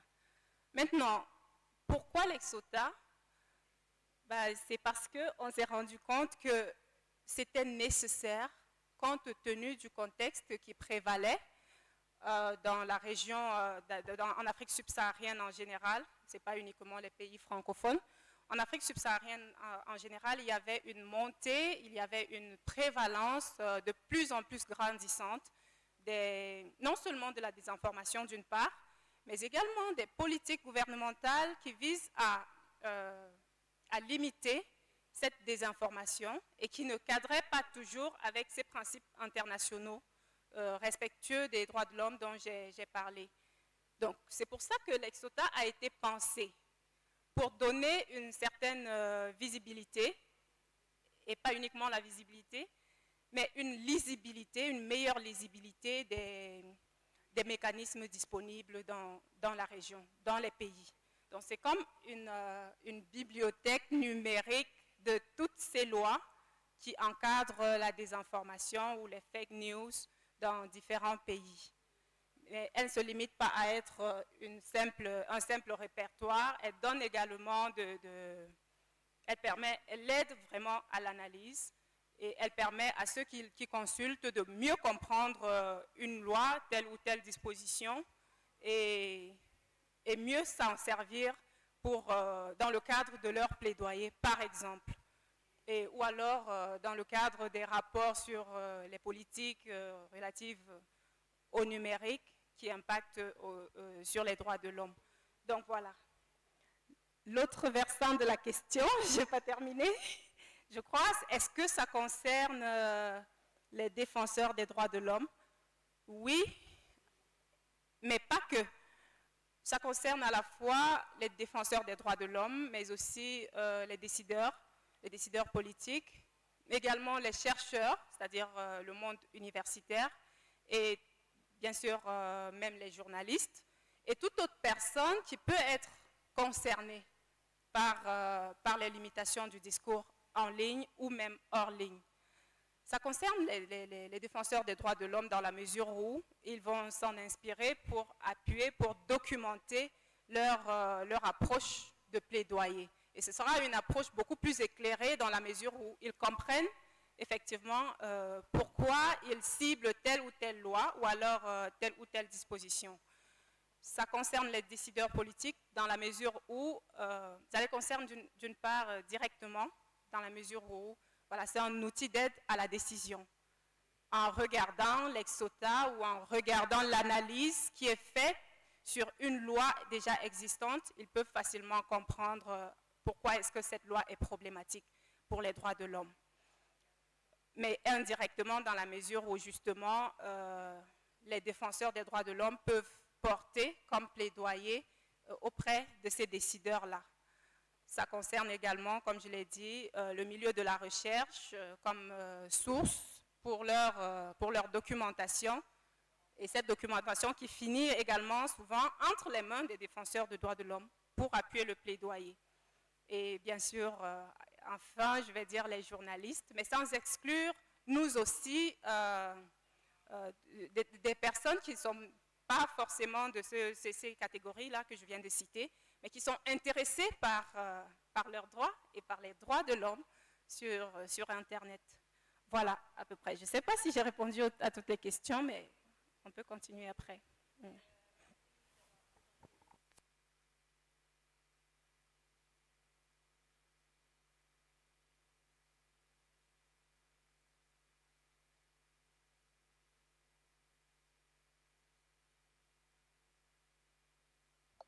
Désolée, je disais, merci, surtout, mais aussi, Mathieu, dans la région francophone, quelles sont les tendances qu'on peut apercevoir sur la désinformation, mais les lois surtout, et peut-être au Sénégal, là où vous travaillez, est-ce que vous pouvez peut-être nous parler un peu de la situation au Sénégal par rapport aux lois qui sont pertinentes à la désinformation? Et est-ce que vous avez utilisé cet outil pour mieux comprendre la situation et pour travailler avec les défenseurs et d'autres parties pour lutter contre les tendances qui ne sont pas respectueuses des droits de l'homme. Donc, voilà, merci. Merci beaucoup, Chetal, pour votre question. Peut-être avant de répondre à votre question, j'aimerais vraiment remercier les organisateurs de ce forum, notamment CIPESA, pour l'approche inclusive, c'est-à-dire que de nous avoir aujourd'hui offert la possibilité de faire cette session en français. Donc, ce qui est sûr qu'avec les forums à venir, il y aura beaucoup plus de sessions en français. Voilà, donc moi c'est Mato Mbaye, je travaille pour Article 19 Afrique de l'Ouest en tant que chargé de plaidoyer et de protection au niveau du Sénégal, mais également dans la zone Afrique de l'Ouest. Donc, pour revenir à votre question, Chetal, parler un peu des tendances au niveau de, comment dirais-je, de la zone francophone en Afrique. Donc, le constat qui a été fait, c'est que ces dernières années, on a vu qu'il y a beaucoup de lois et de politiques qui ont été adoptées pour aujourd'hui contrer le phénomène de la désinformation. Donc, j'aimerais d'abord revenir sur un peu le contexte d'adoption de ces lois-là. Et le contexte le plus récent que je peux citer, c'était la pandémie à Covid-19, où quand même on a constaté qu'il y a beaucoup de fausses nouvelles qui circulaient par rapport à la pandémie, notamment sur le traitement de la maladie, sur les vaccins et autres, à un point où l'OMS a déclaré quand même toutes ces publications de fausses nouvelles comme étant une infodémie. Donc pour voir juste la gravité aujourd'hui de la situation sur tout ce qui circule au niveau des médias en tant que fausses nouvelles et autres. Donc ça, c'est le premier contexte qui fait qu'aujourd'hui, beaucoup d'États dans la sous-région ont décidé d'adopter des lois ou politiques pour contrer ce phénomène de la désinformation. Et souvent, c'est à travers le renforcement de l'arsenal juridique qui est déjà présent dans ces pays, ou bien l'adoption de nouvelles lois pour contrer la désinformation. D'accord? Donc principalement, c'est ces tendances-là qu'on note au niveau de la sous-région par rapport aux lois et politiques. L'autre aspect qui fait que beaucoup de lois aussi aujourd'hui, beaucoup de gouvernements aujourd'hui à travers l'Afrique francophone mettent en place ces lois-là, il y a le phénomène de l'insécurité avec la menace terroriste qui touche plus les pays du Sahel, comme le Burkina, qui, je peux citer, en 2019 a modifié son code pénal pour un peu pénaliser toute fausse information publiée intentionnellement à l'endroit des forces de sécurité, bien qu'au préalable, ils avaient déjà une loi qui pénalisait un peu la publication de fausses nouvelles dans le pays. Donc l'autre point était qu'aujourd'hui également, il y a le contexte des élections. Donc nous voyons que souvent, en période d'élection, il y a beaucoup d'États qui font des menaces pour dire qu'une personne qui partagerait des informations par rapport à peut-être tel ou tel candidat, ou bien par rapport à la situation du pays, risquerait des peines d'emprisonnement, ou bien même des sanctions, comment dirais-je, pécuniaires. Donc, c'est ces trois tendances-là aujourd'hui qui expliquent qu'il y a beaucoup quand même de lois et de politiques. Il y a une réglementation pour contrer un peu le phénomène de la désinformation. Et il y a même un rapport de Civicus qui dit actuellement que il y a plus de 34 pays dans le monde, bien sûr, qui ont adopté ou bien amendé des lois pour effectivement contrer le phénomène de la désinformation qui est de plus en plus grandissante. Et cet accroissement aujourd'hui du phénomène de la désinformation est accentué par ce qu'on appelle aujourd'hui les réseaux sociaux. Donc n'importe qui peut y avoir accès et également partager des informations par rapport à toute chose qu'il pourrait voir. Donc aujourd'hui, il y a tout cet arsenal juridique qui est là pour contrer le phénomène de la désinformation, mais la question qu'il faudrait se poser, est-ce qu'aujourd'hui là, ces lois qui sont mises en place sont actuellement conformes avec les standards internationaux? Donc, et le constat qui sort de l'analyse de cette plateforme qui est l'Exota est que, tout d'abord, on note quand même qu'il y a une formulation assez vague de la façon dont ces lois sont libellées. Souvent, avec ces lois, on note qu'il n'y a pas une définition claire et précise de ce qu'est exactement la désinformation. Donc je pense que ça, c'est un premier problème. Le problème était qu'aujourd'hui également, ces lois-là et ces règlements que nous avons étudiés avec cette plateforme ne nécessitent aucune preuve que les fausses informations ont causé le risque, ont causé un risque de préjudice à un individu. Donc aujourd'hui, au regard des standards internationaux, notamment l'article 19, paragraphe 3 du PIDCP, il dit que d'accord, il peut y avoir restriction de certains droits, mais ces restrictions doivent répondre aux tests tripartites. En anglais, on dit the tripartite test. Donc notamment de nécessité, de légitimité et de proportionnalité. Donc avec ces lois-là, nous voyons clairement que, au vu de l'analyse qui en ressort de l'Exota, qu'il y a vraiment un besoin aujourd'hui nécessaire pour que nos États, au vu des standards internationaux et des pactes qu'ils ont signés, qu'ils puissent vraiment mettre en place, qu'ils puissent conformiser les lois aujourd'hui qu'ils adoptent, qu'ils puissent les mettre en phase avec les standards internationaux.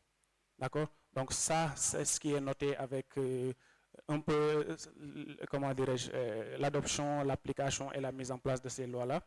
Il y a également le fait qu'aujourd'hui également, sur l'ensemble des pays qu'on a eu à étudier leurs lois et d'autres, la protection, souvent c'est la protection de l'individu aujourd'hui qui pousse, par exemple, certains États à mettre en place à arrêter aujourd'hui certaines personnes et à les mettre en prison. Donc c'est souvent pour des sanctions comme la diffamation ou bien l'injure qui poussent aujourd'hui certains États à vraiment arrêter les individus et les mettre en prison. Et aujourd'hui, l'autre point qui est un peu négatif par rapport à ces lois, c'est également au niveau des sanctions, qui non seulement souvent sont arbitraires, mais également sont disproportionnées. Donc je veux juste citer aujourd'hui quelques cas récents qu'on a notés au Sénégal, parce qu'entre le mois de juin et au moment où je vous parle, il y a eu plus de 5 arrestations pour des délits de publication de fausses nouvelles, mais également d'autres délits. Et le constat qui a été fait, c'est que souvent ces lois-là sont mises en place pour cibler une catégorie de personnes bien définies. Ça peut être les activistes, ça peut être des opposants politiques, ou parce que c'est rare de voir quand même qu'une personne ou bien qu'un citoyen lambda soit mis en prison ou bien qu'on applique des sanctions à leur égard. Donc souvent ces lois sont bien mises en place pour museler un peu les voix dissidents. Donc par rapport à ces cas-là, il y avait un activiste. Ce qu'il a fait, c'est qu'à travers Facebook, il a juste repris les articles de certains journaux avec une émoticône.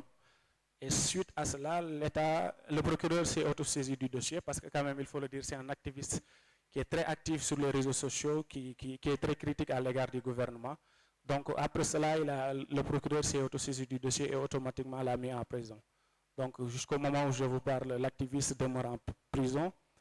Et les autres également, l'autre qui a été arrêté, c'était également un député de l'opposition qui, lors d'une conférence de presse, a quand même critiqué un peu le président de la République, M. Macky Sall. Et suite à cela également, le procureur s'est autosaisi du dossier et a été condamné pour les délits de diffamation, de publication de fausses nouvelles et autres. Peut-être après un mois de détention, il a pu bénéficier d'une liberté provisoire, mais jusqu'au moment où je vous parle, il est à la disposition de la justice pour la suite de son procès.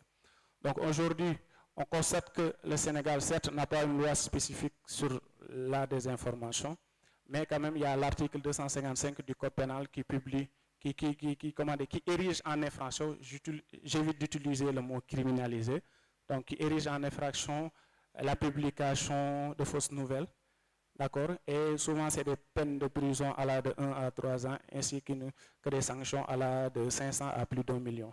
Donc c'est vraiment assez problématique, parce que c'est également, si on le voit, du fait que dans cet article-là, ça ne tient pas en compte certains éléments comme l'intention ou bien quand même le rôle que les plateformes numériques peuvent jouer dedans. Et aujourd'hui, souvent, c'est des sanctions qui sont appliquées et ce qu'on constate, c'est que c'est vraiment des sanctions très, très disproportionnées et arbitraires, juste pour avoir partagé peut-être une information sur telle autorité publique ou bien sur un phénomène qui se passe dans le pays. Donc voilà, et à travers, par rapport à notre travail au niveau du Sénégal, je pense récemment, on a publié quand même pas mal d'articles sur un peu la situation du pays, appelant l'État du Sénégal à vraiment respecter ses engagements au niveau international et à également amender ou bien réviser cet article-là pour la conformiser avec les standards internationaux. Nous travaillons aujourd'hui avec des organisations au niveau local et à chaque fois que besoin y est, on n'hésite pas de faire le plaidoyer, que ce soit au niveau du gouvernement ou même au niveau international ou bien régional, pour effectivement appeler à ce que les textes que nos États sont mis en place soient conformes aux standards internationaux, ou bien que toute personne qui est arrêtée pour avoir exercé son droit à la liberté d'expression puisse être libérée dans l'immédiat. Donc vraiment, nous faisons un fort travail de plaidoyer au niveau du Sénégal, et le processus est actuellement toujours en cours, et comme vous devez sans doute le savoir, le travail des droits humains, c'est un travail de longue haleine. Ça requiert beaucoup d'énergie et de synergie de la part des acteurs de la société civile. Et donc nous y sommes et nous espérons vraiment que, parce que nous venons quand même, il faut le dire, de sortir des élections législatives. Donc on a récemment installé l'Assemblée, la 14e législature. Et donc également dans le cadre de notre plaidoyer national, on a l'usage de faire des réunions de plaidoyer avec certains députés ou bien certains organismes de l'État, pour que vraiment le respect des libertés individuelles et collectives soit une réalité au Sénégal. Parce qu'il faut le dire, ces dernières années, des pays qui étaient réputés pour être des pays libéraux de respect des droits humains et de la démocratie sont actuellement de sombrer dans un cercle vicieux de restriction des libertés et autres. Je peux citer le Sénégal, je peux citer d'autres pays comme le Ghana également, qui, au regard des récentes études et rapports d'organismes internationaux, montrent clairement qu'il y a une régression et qu'il y a un rétrécissement de l'espace civique et des libertés individuelles et collectives. Donc voilà ce que je voulais dire par rapport à votre question. J'espère vraiment y avoir répondu. Merci. Oui, merci beaucoup et merci pour les exemples. Les exemples non seulement des lois, mais aussi des impacts sur la société civile, les journalistes et les défenseurs de droits de l'homme, les citoyens.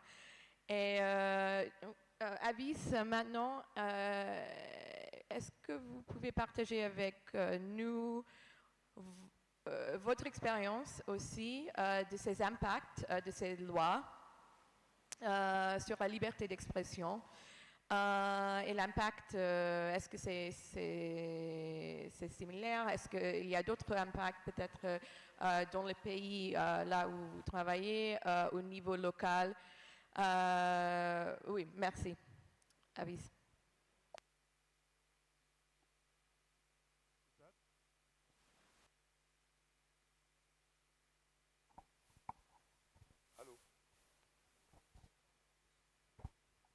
Allô. Voilà.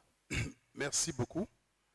Je suis Avis Bomeni. Je travaille dans le domaine des droits digitaux dans une organisation basée à Yaoundé au Cameroun.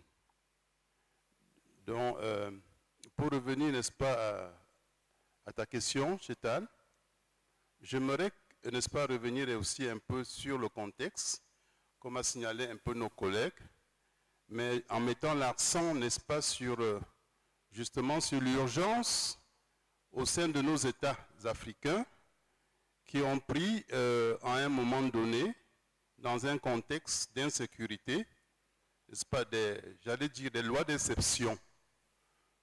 Des lois d'exception, et dans ce contexte d'urgence, il y a, n'est-ce pas, on dirait, certains aspects de limitation de la liberté d'expression qui les a échappés. Ça fait donc que, pour le cas du Cameroun, par exemple, où je travaille, nous avons une loi, n'est-ce pas, de 2012 sur le code pénal, effectivement, qui dans son article 113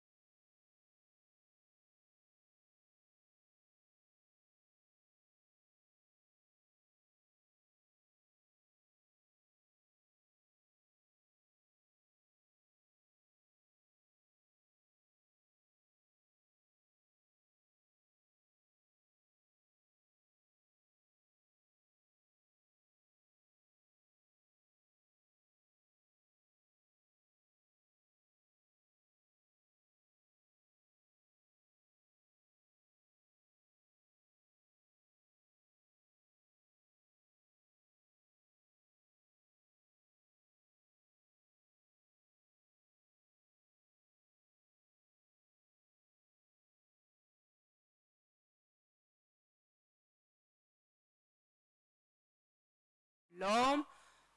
Alors, on fait ces analyses-là et on va vers les décideurs politiques avec éventuellement l'appui de toutes les personnes, de toutes les entités qu'on peut avoir à peu près comme voilà, l'Union africaine, les agences de l'ONU.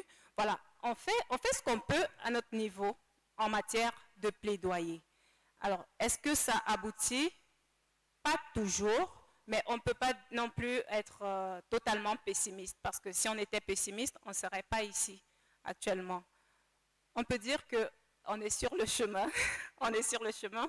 Il y a des gouvernements qui font un effort de comprendre, qui font un effort de respecter les droits de l'homme. Par exemple, il y en a qui vont ratifier les accords internationaux et d'autres pas. On peut prendre l'exemple de ceux qui l'ont ratifié et de ceux qu'ils sont en train de faire dans leur pays pour inspirer, pour essayer d'inspirer les autres et de leur montrer qu'en fait, c'est une approche qui peut marcher. Mais on est encore sur le chemin. Voilà. On ne peut pas parler de grands succès qu'on a déjà eus. Voilà. On est sur le chemin. Je ne sais pas si quelqu'un a quelque chose d'autre. Alors, merci beaucoup, monsieur, par rapport à votre question. Juste ajouter un peu par rapport à ce que Simone a dit. Et comme elle a dit, actuellement, on ne peut pas vraiment parler de réussite dans le travail que nous sommes actuellement de faire par rapport au plaidoyer. Tantôt, j'ai souligné dans mon intervention que le travail des droits humains, c'est un travail de longue haleine qui requiert vraiment beaucoup d'actions et de synergie de la part des acteurs de la société civile. Et également, il faut également que nos États puissent démontrer d'une volonté politique manifeste pour que les préoccupations des acteurs de la société civile puissent être prises en compte. J'aimerais juste peut-être partager avec vous quelques exemples je peux dire, de succès et par rapport au plaidoyer qui a été fait, notamment dans la zone Afrique de l'Ouest. Parce que je cite aujourd'hui l'exemple de la Gambie, qui l'année dernière a adopté une loi d'accès à l'information, ce qui est vraiment une avancée majeure dans la mesure où aujourd'hui peu de pays actuellement disposent d'une loi d'accès à l'information. Et ceci a été pu réaliser grâce à une forte plaidoyer des acteurs de la société civile, non seulement au niveau de la Gambie, mais également au niveau régional, pour qu'effectivement qu'il y ait cette loi qui aujourd'hui faciliterait beaucoup de choses à nos États et les pousserait également à plus de transparence dans la gestion de l'action publique. Au-delà de cela également, durant cette même année, la Gambie a adopté la loi sur les personnes handicapées, qui, il faut le dire, depuis plus de 10 ans, il y a un fort plaidoyer qui se fait pour l'adoption de cette loi-là. Donc vous voyez que durant toute cette année-là de plaidoyer et d'action de la société civile, il a fallu 10 ans pour qu'effectivement il y ait une loi pour les personnes handicapées. Donc ce qui revient à dire vraiment qu'il faut de la volonté, il faut de l'énergie et il faut surtout de la synergie d'action. Parce que, il faut le dire, souvent la société civile est un peu éparpillée. Peut-être pour ce qui est d'aller rechercher les fonds, on est ensemble, mais quand il s'agit effectivement d'aller dans l'action conjointe vis-à-vis du gouvernement, on voit quand même qu'il y a quand même des manquements qui sont notés. Donc, je cite aussi l'exemple du Sénégal où nous sommes, où depuis 2010, on est en train de faire le plaidoyer pour l'adoption d'une loi d'accès à l'information. Certes, on a été inclus dans le processus de rédaction de cette loi, mais jusqu'au moment où je vous parle, il n'y a pas eu une loi d'accès à l'information au Sénégal. Et aujourd'hui, il faut le dire, dans le cadre du PGO, le partenariat pour le gouvernement ouvert, le Sénégal a adopté son plan d'action national. Et l'un des premiers engagements, c'est que le Sénégal, d'ici à 2023, doit avoir une loi d'accès à l'information. Donc, il y a un draft de loi qui est disponible. Et l'autre chose qui a décrié, c'est que, d'accord, la société civile a été incluse dans le processus, mais avec le draft de loi qui est actuellement disponible, on ne voit pas clairement les inputs qui ont été apportés par la société civile. Donc ça aussi, c'est un autre problème. Donc l'inclusion aujourd'hui de la société civile dans ce processus, je peux dire que c'est juste pour la forme. Il n'y a pas eu vraiment une prise en compte de leurs préoccupations et de leurs inputs. Donc juste pour dire qu'aujourd'hui, il n'y a pas, peut-être en dehors des exemples que j'ai cités, ou peut-être dans d'autres pays dont je ne suis peut-être pas au courant, il y a vraiment une nécessité aujourd'hui qu'on travaille en synergie surtout et qu'on continue de faire le plaidoyer pour que effectivement le respect des libertés individuelles et collectives soit une réalité dans nos pays. Merci.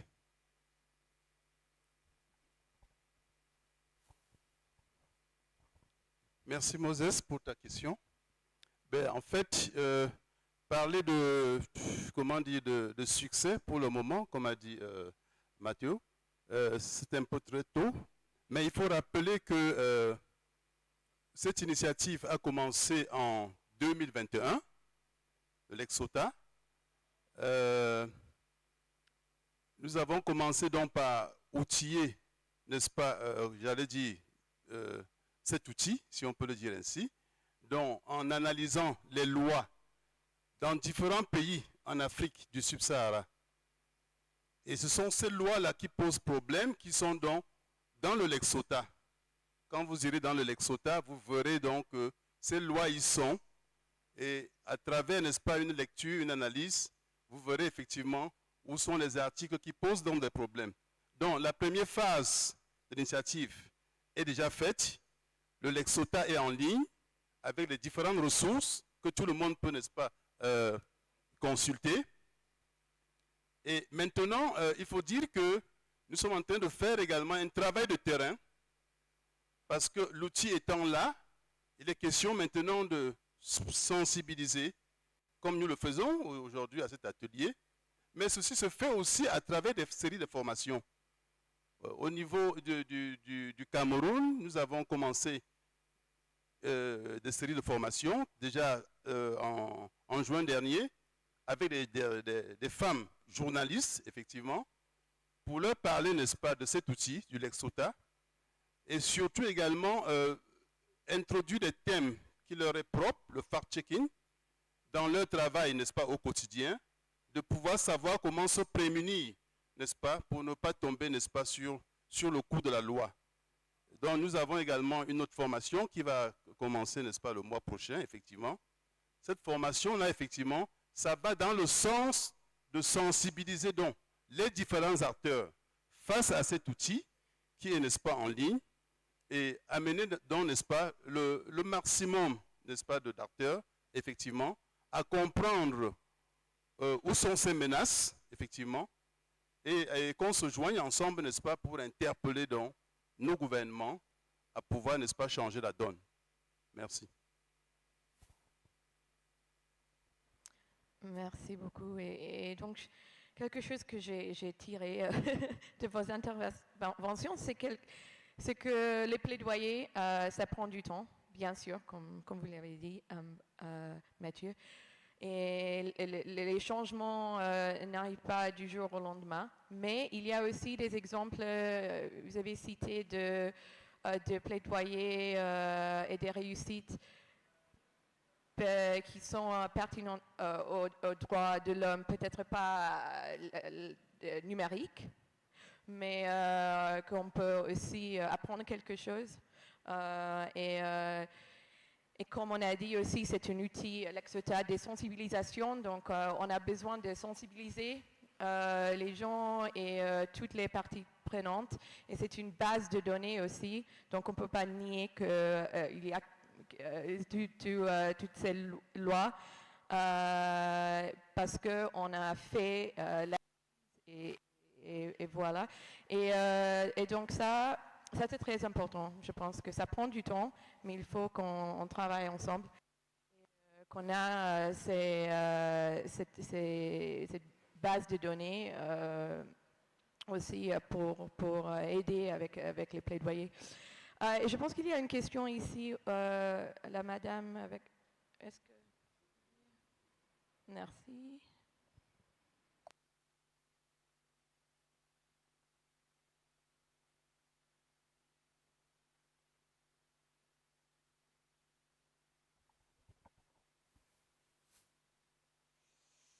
Ok, merci beaucoup. Moi, c'est Zina Brahim du Tchad. Je vous félicite d'abord pour l'engagement que vous avez pris pour créer la plateforme. C'est déjà un pas exceptionnel que vous avez fait. quand on essaie de voir votre résumé, vous avez des défis et des challenges. Dans les défis et les challenges, moi j'ai une question. Sachant que vous avez parlé de la partie subsaharienne. Aujourd'hui, nous sommes dans un contexte de transition. Dans certains pays, et il y a de futures élections qui vont se passer aussi. Comment feriez-vous pour harmoniser toute cette plateforme, sachant qu'il n'y a pas une gouvernance sur les différentes lois que vous avez collectées, parce que chaque loi a été faite dans un contexte bien précis, dans un pays bien précis. Donc, comment vous pouvez essayer de résoudre ces challenges-là ou ce défi, afin que chaque volontaire autour de toutes les sociétés civiles de cette partie des régions, je suis convaincu qu'ils seront partants à vous fournir les informations qu'il faut, par exemple les collectes des données sur le terrain ou bien les différentes lois, ou bien transmettre vos plaidoyeries acquis de droit pour que vous puissiez aller plus vite, parce que notre région elle est trop sensible. Donc moi je vous félicite pour déjà la mise en place de la plateforme.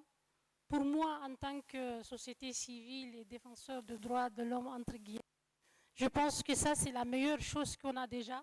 Et pour le reste, vous avez de fil à retordre afin que vous pouvez nous donner des leviers qui nous permettra de dribbler un peu le gouvernement. Merci. Je dois vous remettre votre micro.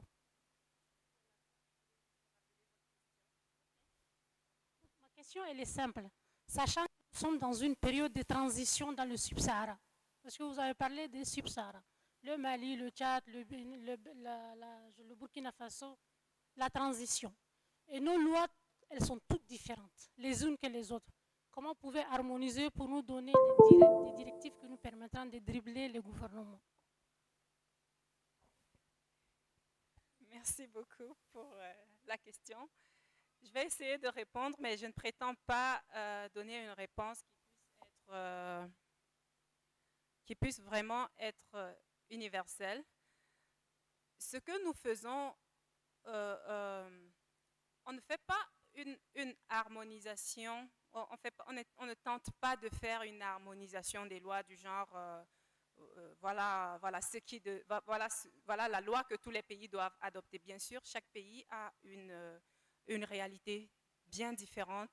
Et chaque loi, comme vous l'avez dit, elle est faite dans un contexte bien précis. Par exemple, le code pénal au Cameroun a été révisé en fonction des attaques terroristes de Boko Haram, que nous partageons d'ailleurs avec le Tchad, aux frontières. D'autres lois ont été faites en fonction d'autres décisions, par exemple, sont sorties en fonction des conflits internes, notamment la zone anglophone, la zone francophone, et il y a eu des vagues de désinformation et voilà, des décisions gouvernementales qui sont sorties pour condamner les fausses nouvelles, par exemple. Ça, c'est un exemple, c'est un contexte vraiment spécifique que je prends pour dire que l'approche Lex Sota, étant donné que ces différentes lois ne sont pas, ces contextes sont différents d'un pays à l'autre.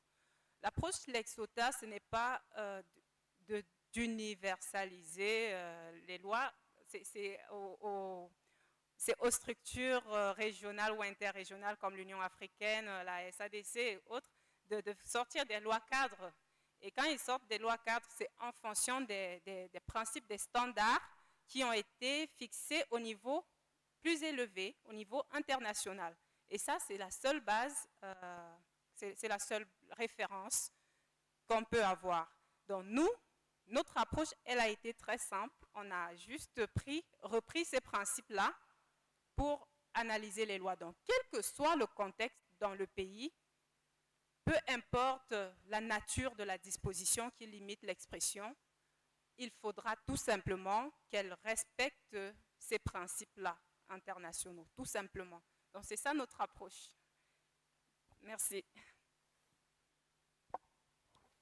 Juste aussi pour ajouter un peu à la question de Zena,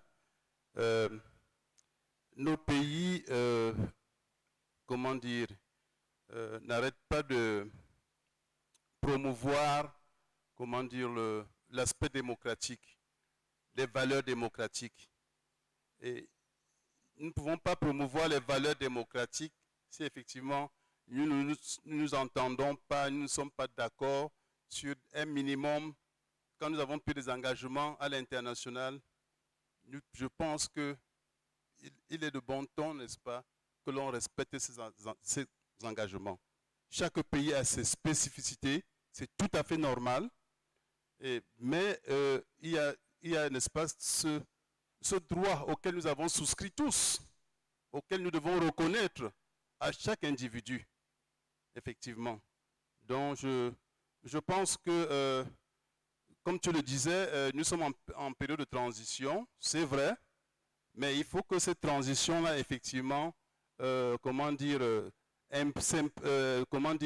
imprègne, n'est-ce pas, les valeurs démocratiques et surtout, n'est-ce pas, préserver, n'est-ce pas, cette liberté d'expression qui est chère à tous. Merci.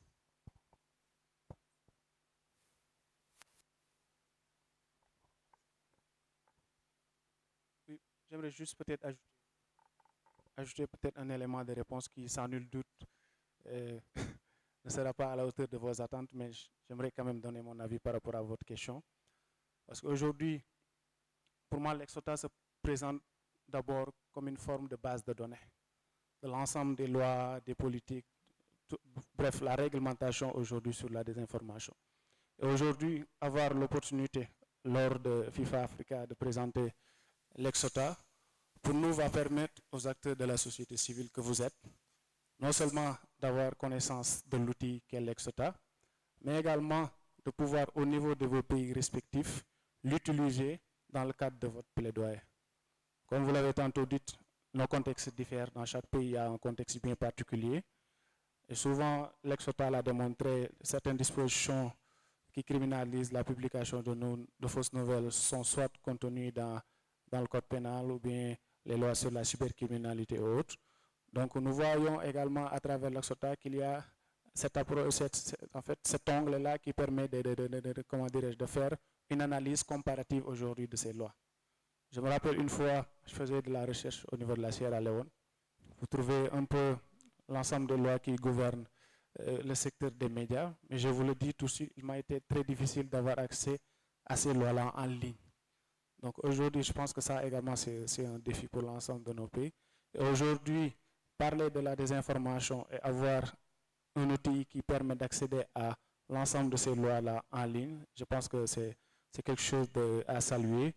Et maintenant, c'est au rôle de la société civile au niveau de chaque pays de porter le plaidoyer, de documenter les cas, de travailler en synergie pour appeler nos États par rapport aux dispositions qui sont problématiques à la désinformation.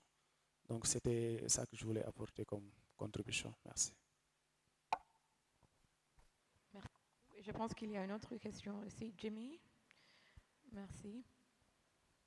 Okay, thank you so much. Je m'appelle Jimmy, je travaille avec la police ougandaise.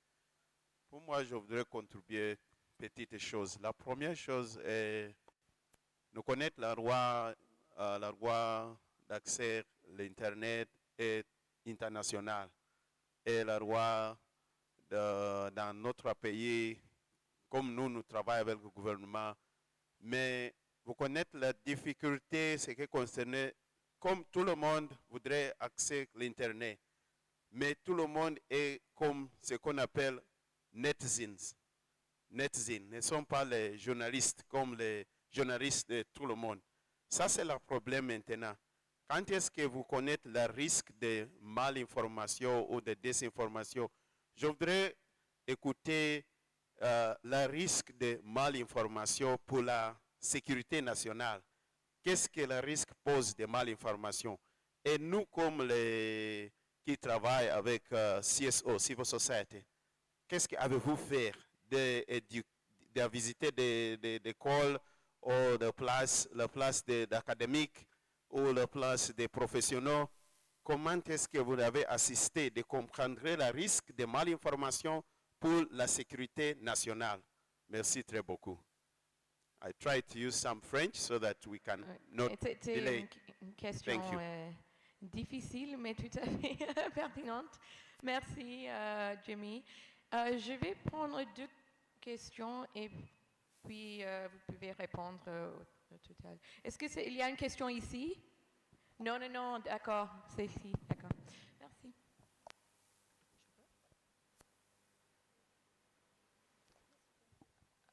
Bonsoir. Oui.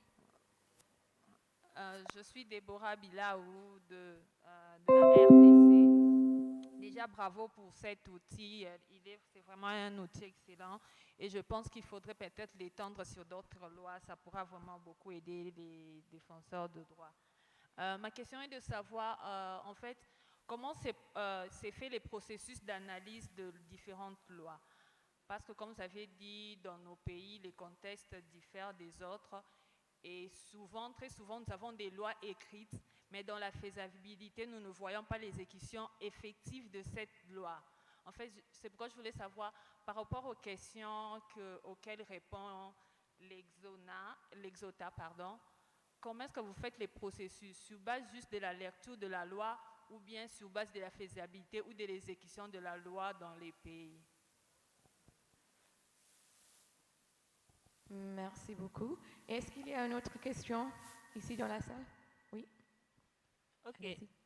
Moi, c'est Afiedo du Togo, mais je suis basée à Dakar. J'aimerais savoir, selon l'application, est-ce qu'on aura l'opportunité de le manipuler? Parce que j'aimerais savoir quelle sorte de logique est derrière ça. Est-ce que c'est de l'intelligence artificielle? Est-ce que c'est de machine learning? Qu'est-ce qui vous permet d'analyser ces lois et ces régulations pour pouvoir prendre votre décision, si c'est du fake news, bien à quoi ça concerne?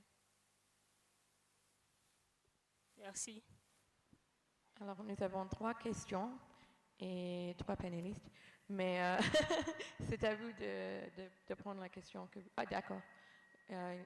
Nous avons 4 questions, en fait.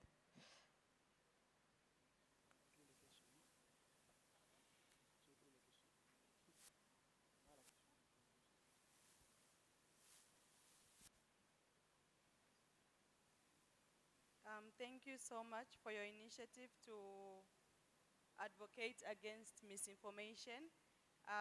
My observation, though, is that at the end of the day, the government, with its poor policies and corruption usually backing it, misinformation will still spread at the end of the day. So it's almost uncontrollable. How best do you plan to engage the government to help you achieve your primary aim as an organization? D'accord. Je pense que les 2 questions, la première et la dernière, est liées. Ils sont liés. Et ça, c'est la question, peut-être, il y a un problème des informations, bien sûr. Quelle est la solution? Et je pense qu'on a une réponse à ça, mais je vais laisser les réponses à vous. Mathieu et Simone, ou Avis, bien sûr. Aussi la question sur comment ça se fait l'analyse et bien l'autre question. D'accord. On a aussi 2 questions sur comment est-ce que l'analyse se fait. Il y a la question de, j'ai oublié son prénom, mais elle est congolaise, et Afi. Voilà. La première, c'était sur le processus d'analyse. Sur quoi est-ce qu'on se base? Bien sûr, on se base sur la lecture de la loi qui est l'instrument en soi, qu'on a devant nous, avec des mots qui sont présents dans la loi ou les mots qui ne sont pas présents. Voilà. On se base sur ce que dit la loi et surtout, la plupart du temps, ce qu'elle ne dit pas. Parce que, comme Avis le disait tantôt, les lois manquent beaucoup de précision. Il n'y a pas de définition des termes que la loi utilise et ça donne une grande latitude au juge de décider à sa guise. Voilà. Donc, c'est sur cette base-là, sur la base de l'instrument que nous avons entre nos mains. Ça peut être une loi, comme ça peut être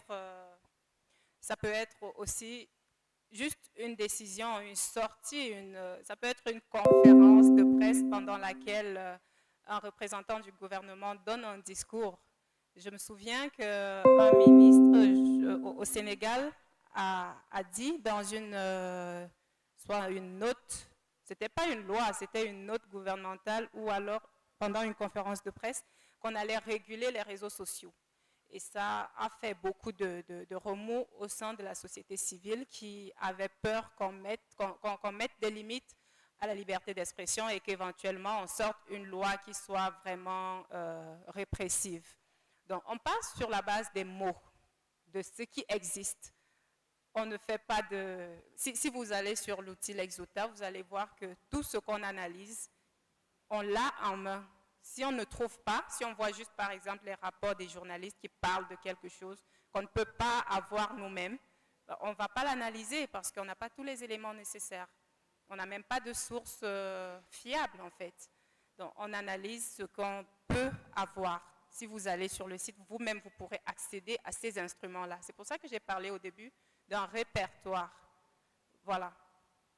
On part sur cette base, mais également on analyse l'applicabilité de ces lois-là ou l'applicabilité de ces décisions. Si l'on voit qu'il y a eu des arrestations, Mathieu a pris des exemples au Sénégal, le nombre d'arrestations qu'il y a eu entre février et juin, c'est juste inimaginable. Donc, on prend des exemples d'arrestations comme ça, qu'on essaye également d'analyser. On analyse la décision du juge, on analyse sur quelle base légale la décision a été prise. Et c'est en fonction de tout cela qu'on dit si une loi représente un risque à la liberté d'expression ou pas. Et si vous allez sur l'outil, vous allez constater tout ce que je suis en train de dire, c'est là pour chaque outil qu'on analyse ou pour chaque action, vous allez voir le processus de l'analyse. Je ne sais pas si c'est bon à votre niveau, mais la question de AFI avait une autre composante, je pense. Qu'est-ce qui nous permet de décider? Est-ce que c'est de l'intelligence artificielle qui fait cette analyse ou mais non, ce n'est pas de l'intelligence artificielle.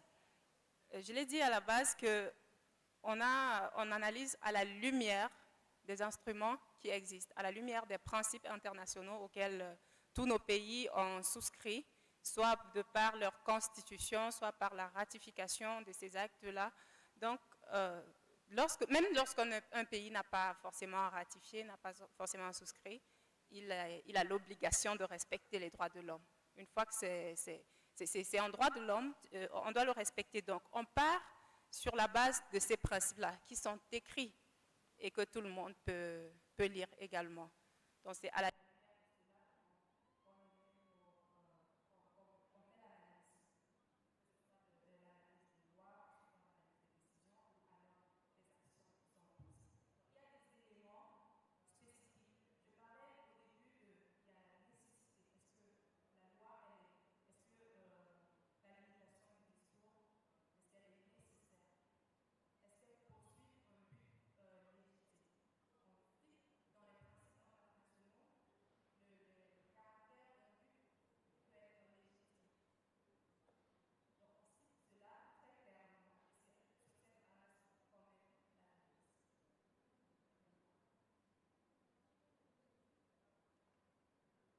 Juste peut-être ajouter quelque chose par rapport à ce que Simon a dit sur la méthodologie qui a été utilisée pour faire l'analyse de ces différentes lois et textes. Donc, en vertu du droit international, il peut y avoir restriction à la liberté d'expression, mais ça sera sur la base de 6 tests. Le test tripartite, qui parle de légalité, de proportionnalité et de légitimité. Donc, nous, en analysant aujourd'hui ces différentes lois-là, on s'est basé du droit international, notamment l'article 19 du Pacte international relatif aux droits civils et politiques en son paragraphe 3, qui parle de ce que je viens de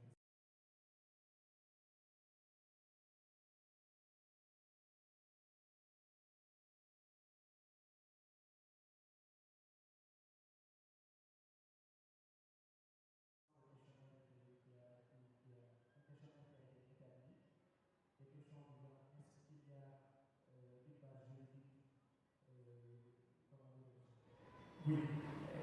Quelle est aujourd'hui la portée de cette loi? Il y a une question comme ça au niveau de la méthodologie. Est-ce que les sanctions qui sont appliquées sont proportionnées? Est-ce que l'intention est prise en compte quand une personne va faire cette information, etc., etc. Donc, en lisant aujourd'hui la plateforme, vous pouvez voir les questions qui ont été posées et qui a conduit aujourd'hui.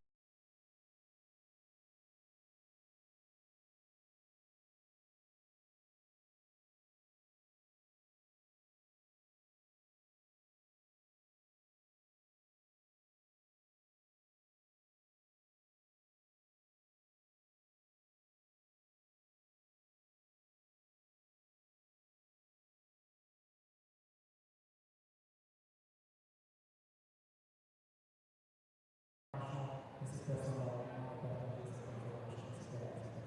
Donc, sur la base de cette méthodologie, on a analysé ces lois-là et il faut aujourd'hui les adresser.